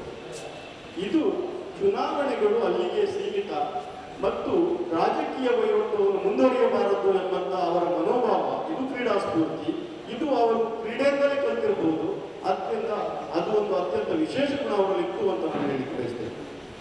ಇನ್ನೊಂದು ಅವರ ಹೃದಯ ವೈಶಾಲ್ಯತೆ. ಅವರು ಯಾರು ತಮಗೆ ಸಹಾಯ ಮಾಡೋರು ಇಲ್ಲ ಅಂತ ಹೇಳುವಂಥ ಅತ್ಯಂತ ಬಡ ಜನರಿಗೆ ಅವರು ಮುಟ್ಟುತ್ತಿದ್ದರು ಮತ್ತು ನಾನು ಮಟ್ಟಿಗೆ ಇದ್ದೇನೆ ಎಂಬುದನ್ನು ಅವರು ಇದು ಮಾಡ್ತಾರೆ. ಇನ್ನೊಂದು ಮತ್ತೊಂದು ಅಂತ ಹೇಳಿದ್ರೆ, ನಮ್ಮ ಗ್ರಾಮದ ಬಗ್ಗೆ ಅವರಿಗೆ ಒಂದು ಕನಸಿತ್ತು, ಒಂದು ವಿಷನ್ ಇತ್ತು, ಒಂದು ಮುನ್ನೋಟವಿತ್ತು. ನಮ್ಮ ಗ್ರಾಮ ಹೀಗೆ ಆಗಬೇಕು ಎನ್ನುವಂಥ ಅವರಿಗೆ ಕನಸಿತ್ತು. ಅವರ ಸಮಯದಲ್ಲಿ ನಮ್ಮ ಗ್ರಾಮದಲ್ಲಿ ಅನೇಕ ಅಭಿವೃದ್ಧಿಯ ಕೆಲಸಗಳಾದವು. ನನಗೆ ಒಂದು ವಿಷಯ ನಾನು ಹೇಳಲಿಕ್ಕೆ ಬಯಸ್ತೇನೆ ಅಂತ ಹೇಳಿದರೆ, ಅವರು ಆ ಸಂದರ್ಭದಲ್ಲಿ ಅಧ್ಯಕ್ಷರಾಗದೇ ಇದ್ದರೂ ಕೂಡ ಇಲ್ಲಿ ನಮ್ಮ ಗ್ರಾಮದಲ್ಲಿ ಗ್ರಾಮ ವಿಕಾಸ ಯೋಜನೆಯನ್ನು ತರುವಲ್ಲಿ ಅವರು ತುಂಬ ದೊಡ್ಡ ಒಂದು ಅದನ್ನು ರೋಲನ್ನು ಪ್ಲೇ ಮಾಡಿದ್ದಾರೆ. ಅದರಲ್ಲಿ ಈಗಾಗಲೇ ನಮ್ಮ ಕಾರ್ಯದರ್ಶಿ ಅವರು ಹೇಳಿದ್ರು, ಅವರ ಸ್ಮರಣಾರ್ಥವಾಗಿ ಯಾವುದು ಬಸ್ ಸ್ಟ್ಯಾಂಡ್, ಆಮೇಲೆ ರೋಡಿಗೆ ಹೆಸರಿರುವಂಥ ವಿಷಯಗಳ ಬಗ್ಗೆ ಮಾತಾಡಿದರು. ನನಗನ್ನಿಸ್ತದೆ ಅವರು ಆ 1 ಕೋಟಿ ರೂಪಾಯಿಯ ಗ್ರಾಮ ವಿಕಾಸ ಯೋಜನೆಯಲ್ಲಿ ಅವರು ಅವರು ಬೆಳೆದಂಥ ಶಾಲೆ, ನಮ್ಮ ಹೈಸ್ಕೂಲಿನ ಗ್ರೌಂಡಿಗೆ 12 ಲಕ್ಷ ರೂಪಾಯಿಯನ್ನು ಅದನ್ನು ಅಭಿವೃದ್ಧಿಪಡಿಸಲಿಕ್ಕಾಗಿ ಇಡಬೇಕು ಅಂತ ಹೇಳಿದರು ಆ ಸಂದರ್ಭದಲ್ಲಿ. ಅದು ಈಗ ಕೆಲಸ ಪೆಂಡಿಂಗ್ ಇದೆ. ನನಗನ್ನಿಸ್ತದೆ ಆ ಕೆಲಸ ಒಂದು ವೇಳೆ ಕಂಪ್ಲೀಟ್ ಆದರೆ ಅವರು ಒಂದು ಉದ್ದೇಶವನ್ನು ಇಟ್ಕೊಂಡಿದ್ರು, ಅದು ಸಂಪೂರ್ಣ ಆಗಿದೆ, ಅವರ ಆತ್ಮಕ್ಕೆ ತೃಪ್ತಿ ಆಗ್ಬೋದು ಅಂತ ನನಗನ್ನಿಸ್ತದೆ. ಅದು ಆದಷ್ಟು ಬೇಗ ಮುಗಿಸುವಲ್ಲಿ ನಾವೆಲ್ಲರೂ ಪಂಚಾಯತ್ ಸದಸ್ಯರು, ಅವರ ಒಡನಾಡಿಗಳು, ಮೆರವಣಿಗೆಗಾರರಿಗೆ ಎಲ್ಲ ಪ್ರಯತ್ನಿಸಬೇಕು ಅಂತ ನಾನಿಲ್ಲಿ ಹೇಳಲಿಕ್ಕೆ ಬಯಸ್ತೇನೆ. ಮತ್ತು ಮತ್ತೊಂದು ಏನಂತ ಹೇಳಿದರೆ, ಅವರು ಇಲ್ಲಿ ನಮ್ಮ ಗ್ರಾಮ ಅಂತ ಹೇಳಿದೊಂದು ಇದೊಂದು ಮಿನಿ ಭಾರತ. ಯಾವ ರೀತಿಯಲ್ಲಿ ಭಾರತ ವಿವಿಧ ಧರ್ಮ, ಭಾಷೆ ಮತ್ತು ವಿವಿಧ ಆಚರಣೆಗಳು, ಸಂಸ್ಕೃತಿ ಉಳ್ಳಂತಹ ಒಂದು ವೈವಿಧ್ಯ ಇರುವಂತಹ ದೇಶ, ಅದೇ ರೀತಿಯಲ್ಲಿ ನಮ್ಮ ಗ್ರಾಮ ಕೂಡ ಈ ರೀತಿಯ ಮಲ್ಟಿಪಲ್ ಡೈವರ್ಸಿಟಿ ಇರುವಂತಹ ಒಂದು ಗ್ರಾಮ. ಈ ಗ್ರಾಮದ ಆ ವಿಶೇಷತೆಯನ್ನು ಅವರು ಅರಿತಿದ್ರು. ಆದ್ದರಿಂದ ಈ ಗ್ರಾಮದಲ್ಲಿ ನಮ್ಮೆಲ್ಲರನ್ನು ಒಟ್ಟಿಗೆ ಕರೆದುಕೊಂಡು ಹೋಗಬೇಕು ಎಂಬಂಥ ಅವರ ಒಂದು ಮನೋಭಾವವಿತ್ತು. ಆದ್ದರಿಂದ ಅಂತಹ ಮನೋಭಾವ ನಾಯಕತ್ವವನ್ನು ಬೆಳೆಸಿದೆ. ಆ ಮನೋಭಾವವೇ ಅವರ ನಾಯಕತ್ವವನ್ನು ಬೆಳೆಸಿತು ಅಂತ ನಾನು ಹೇಳಲಿಕ್ಕೆ ಬಯಸ್ತೇನೆ. ಆದ್ದರಿಂದ ಅವರ ನಾನೀಗ ಹೇಳಿದಂಥ 3-4 ವಿಷಯಗಳು, ಒಂದು ವೇಳೆ ಅವರಿಗೆ ನಾವು ನಿಜವಾದ ಶ್ರದ್ಧಾಂಜಲಿ ಅಥವಾ ಅವರ ನುಡಿಗೌರವ ಏನೋ ನಾವು ಹೇಳ್ತೇವೆ, ಅದನ್ನು ಮಾಡ್ತೇವೆ ಅಂತ ಹೇಳಿದ್ದೇವೆ. ವಿಶೇಷವಾಗಿ ಅವರಲ್ಲಿರುವಂಥ ಈ ಪಾಸಿಟಿವ್, ಈ ಸಕಾರಾತ್ಮಕತೆ, ಈ ಧನಾತ್ಮಕ ಅಂಶಗಳನ್ನು ರೂಢಿಸಿಕೊಂಡ್ರೆ ಮಾತ್ರ ಖಂಡಿತ ನಾವು ಬೇರೆಲ್ಲ ಮಾತುಗೆ ಸೀಮಿತ ಆಗದೆ ಆ ಧನಾತ್ಮಕತೆ ಏನಿದೆ ಅದನ್ನು, ಆ ಸಕಾರಾತ್ಮಕತೆ ಅದನ್ನು ನಮ್ಮ ಅಳವಡಿಸಿಕೊಂಡ್ರೆ, ಅದನ್ನು ನಾವು ಇಂಪ್ಲಿಮೆಂಟ್ ಮಾಡಿದರೆ ಖಂಡಿತ ಅವರಿಗೆ ಅದು ಆ ಆದರ್ಶಗಳು, ಐಡಿಯಲ್ಗಳನ್ನು ನಾವು ಅನುಸರಿಸಿದರೆ ಅವರಿಗೆ ನಾವು ಸ್ಮರಣೆ ಮಾಡುವಂಥದ್ದು ಅದು ನಿಜವಾದ ಅವರಿಗೆ ಶ್ರದ್ಧಾಂಜಲಿ ಅಂತ ಹೇಳಿ ಬಯಸ್ತೇನೆ. ಮತ್ತು ಈ ಸಂದರ್ಭದಲ್ಲಿ ಅವರ ಈ ಸ್ಮರಣಿಕೆಯ ಕಾರ್ಯಕ್ರಮದಲ್ಲಿ ಮಾತಾಡಲಿಕ್ಕೆ ಅವಶ್ಯಪಟ್ಟಂಥ ಎಲ್ಲರಿಗೂ ಧನ್ಯವಾದಗಳು ಮಾತನಾಡಿಸ್ತೇನೆ. ಬಹುಶಃ 5 ಕಾಲ ಮೆರವಣಿಗೆ ಮುಗಿಸಬೇಕಾಗಿದೆ. ಗೋಪಾಲಕೃಷ್ಣ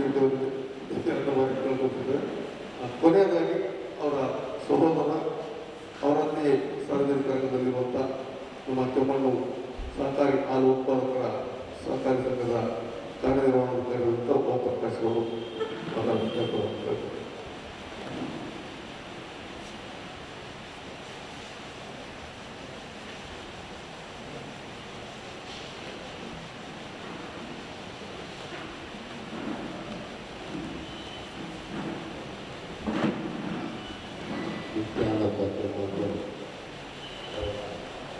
ಶ್ರದ್ಧಾಂಜಲಿ ಸಭೆಯಲ್ಲಿ ಆಗಮಿಸಿದಂತಹ ಎಲ್ಲ ಎಲ್ಲರಿಗೂ ಪ್ರಥಮವಾಗಿ ಪ್ರಣಾಮವನ್ನು ಅರ್ಪಿಸ್ತೇವೆ. ಈಗಾಗಲೇ ನಿತ್ಯಾನಂದ ಕೆಮ್ಮಣ್ಣ ನನ್ನ ಅಮ್ಮ ಹಾಗೆ ನಮ್ಮ ಅಣ್ಣೆಯ ಮಗು ಇದ್ರ ಬಗ್ಗೆ ಬಹಳಷ್ಟು ಜನ ಪ್ರೀತಿ ವಿಶ್ವಾಸ ಮಮತೆ ಹಾಗೂ ಕರುಣೆಯ ಒಂದು ಮಾತನ್ನು ಆಡುವುದರ ಮೂಲಕ ಅವರ ಅಗಲಿಕೆಗೆ ಶ್ರದ್ಧಾಂಜಲಿಯನ್ನು ಅರ್ಪಿಸಲಿಕ್ಕೆ ಬಹಳಷ್ಟು ಜನರು ಬಂದಿದ್ದೀರಿ. ಇದು ನಾವು ಮಾಡಿದ ದೊಡ್ಡ ಸಂಪತ್ತಿನಲ್ಲಿ ಖಾಲಿ ಹಣದ ಸಂಪತ್ತು ಮಾತ್ರ ಅಲ್ಲ, ಈ ಸಂಪತ್ತಿಗಿಂತ ಮಿಗಿಲಾದ ಸಂಪತ್ತು ನಮಗೆ ಸಿಗಲಿಕ್ಕಿಲ್ಲ.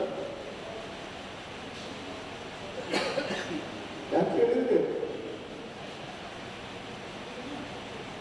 ಯಾವತ್ತು ನಾವು ನಮ್ಮ ಮನೆಯನ್ನು ಕೇಳಬಹುದು, ನದಿಗಳಿರುವ ಪರಿಸ್ಥಿತಿ ಬಹಳ ಕಡಿಮೆ. ಆದರೆ ಪರಿಸ್ಥಿತಿ ಯಾವ ರೀತಿ ಒಂದು ನಮ್ಮನ್ನು ತಂದದ್ದು ನಾವು ಯಾವತ್ತು ಪೇಪರ್ನಲ್ಲಿ ಟಿವಿಯಲ್ಲಿ ನೋಡ್ತೇವೆ. ಬಿರುಗಾಳಿ ಬಂದರೆ, ಚಂಡಮಾರುತ ಬಂದರೆ ಯಾವ ಊರು ಎಷ್ಟು ಸರಿ ಮಾಡಲಿಕ್ಕೆ ಕಷ್ಟ ಅಂತ ಅದನ್ನು ಇವತ್ತು ನನ್ನ ಮನೆಯಲ್ಲಾಗಿದೆ. ನನಗೆ ಯಾಕೆ ಈಗ ಅಂತಿಮವಾಗಿ ಮಾತಾಡಲಿಕ್ಕೆ ನಾನು ಒಟ್ಟಿಗೆ ಹೇಳಿದರೆ, ಇದು ಮಾತಾಡುವ ಒಂದು ವೇದಿಕೆಯವಲ್ಲ, ಮಾತಾಡುವ ಸಮಯವಲ್ಲ. ಆದರೆ ಇದೆಲ್ಲರ ಒಂದು ಪ್ರೀತಿ ಅಭಿಮಾನ ನನ್ನ ತಮ್ಮನ ಮೇಲೆ ಇದೆ. ಅದು ಹೇಳಿದರೆ ಆ ಭಗವಂತನ ಸನ್ನಿಧಿ ಹೋಗಲಿಕ್ಕೆ ನನ್ನ ತಮ್ಮನಿಗೆ ಶ್ರದ್ಧಾಂಜಲಿ ಸಭೆಯನ್ನು ಅರ್ಪಿಸಿದ್ದೀನಿ. ಖಂಡಿತವಾಗಿಯೂ ಒಂದು ಇಡೀ ಸಂಸಾರ, ಇಡೀ ಕುಟುಂಬ ಇವರಿಗೆ ಚಿರಋಣಿಯಾಗಿದ್ದೇವೆ. ಹಾಗೂ ಕೆಮ್ಮಣ್ಣಿನ ಒಂದು ಮಾಣಿಕ್ಯವೇ ಕಳ್ಕೊಂಡಾಗಿದೆ. ಇಂಥ ಒಂದು ಮಾಣಿಕ್ಯ ಈ ಊರಿನಲ್ಲಿ ಹುಟ್ಟಿ ಈ ಒಂದು ಊರಿನ ಸೇವೆಗಳನ್ನು ಭಾಗ್ಯವನ್ನು ಅನುಗ್ರಹಿಸಲಿಕ್ಕೆ ಆ ದೇವರು ಅನುಗ್ರಹಿಸಬೇಕು. ಹಾಗೆ ನಿಮ್ಮೆಲ್ಲರ ಒಂದು ಭಕ್ತಿ ಮತ್ತು ಪ್ರೀತಿಯ ಈ ಶ್ರದ್ಧಾಂಜಲಿ ಸಭೆಗೆ ನಮ್ಮನ್ನೆಲ್ಲ ಮರುಕಳಿಸಿ ಅದನ್ನು ನೆರವೇರಿಸಿ ನಿತ್ಯಾನಂದನಿಗೆ ಸಾಮೂಹಿಕ ಶ್ರದ್ಧಾಂಜಲಿ ಸಭೆ ಕಾರ್ಯಕ್ರಮಿಸಿದ್ದೆಲ್ಲರಿಗೂ ಭಗವಂತ ಒಳ್ಳೆಯ ಮಾಡಂತ ಹೇಳುತ್ತಾ ನನ್ನ ಮಾತನ್ನು ಮುಂದುವರೆ ಬಹುಶಃ ಎಲ್ಲರೂ ಕೂಡ ನಿತ್ಯಾನಂದರ ಬಗ್ಗೆ ಗುಣಗಾನ ಮಾಡಬೇಕನ್ನುವಂಥ ಒಂದು ಆಶೆ ಇತ್ತು. ಒಂದು ಕಾರ್ಯಕ್ರಮ ನಡೆದಕ್ಕೂ ನಿರ್ದಿಷ್ಟವಾದಂಥ ಸಮಯಾವಕಾಶವನ್ನು ಇಟ್ಕೊಳ್ಳಬೇಕಾದಂಥ ಅನಿವಾರ್ಯತೆ. ಹಾಗಾಗಿ ಇನ್ನೊಂದು ಕಡೆ ಅವರ ನೆನಪನ್ನು ಮಾಡಿಕೊಳ್ಳುವ ನಿಟ್ಟಿನಲ್ಲಿ ಒಂದಷ್ಟು ಚಿತ್ರಗಳ ಪ್ರದರ್ಶನ ಕೂಡ ನಾವು ಏರ್ಪಾಡು ಮಾಡಿತ್ತು. ಎಲ್ಲರೂ ಕೂಡ ಎಲ್ಲರಿಗೂ ಕೂಡ ಅವರ ಭಾವಚಿತ್ರಕ್ಕೆ ಹೂವನ್ನು ಅರ್ಪಿಸುವ ಮೂಲಕ ಗೌರವವನ್ನು ಸಲ್ಲಿಸಲಿಕ್ಕೆ ಅವಕಾಶವನ್ನು ಮಾಡಿಕೊಳ್ಳಲಾಗಿದೆ. ಅದೀಗ ಕೊನೆಯದಾಗಿ ಈ ನಮ್ಮ ಗ್ರಾಮ ಪಂಚಾಯತ್ನ ಈ ಕಾರ್ಯಕ್ರಮದಲ್ಲಿ ಇದರ ಮುಖ್ಯಮಂತ್ರಿಯನ್ನು ವಹಿಸಿಕೊಂಡವರು ನಮ್ಮ ಸದಸ್ಯರಾದಂಥ ಅರುಣ್ ಫರ್ನಾಂಡಿಸ್, ಯಶೋಧ, ವತ್ಸಲ ಮತ್ತು ಆಶಾ ಅವರು ಮುಂದೆ ಬಂದು ಎಲ್ಲರಿಗೂ ಕೂಡ ಧನ್ಯವಾದವನ್ನು ಸಾಮೂಹಿಕವಾಗಿ ಅವರು ಸಲ್ಲಿಸಬೇಕಂತೇಳಿ ಕೇಳಿಕೊಂಡಿದ್ದಾರೆ. ಅರುಣ್ ಫರ್ನಾಂಡಿಸ್, ಆಶಾ, ವತ್ಸಲ ಮತ್ತು ಯಶೋಧ ಅವರು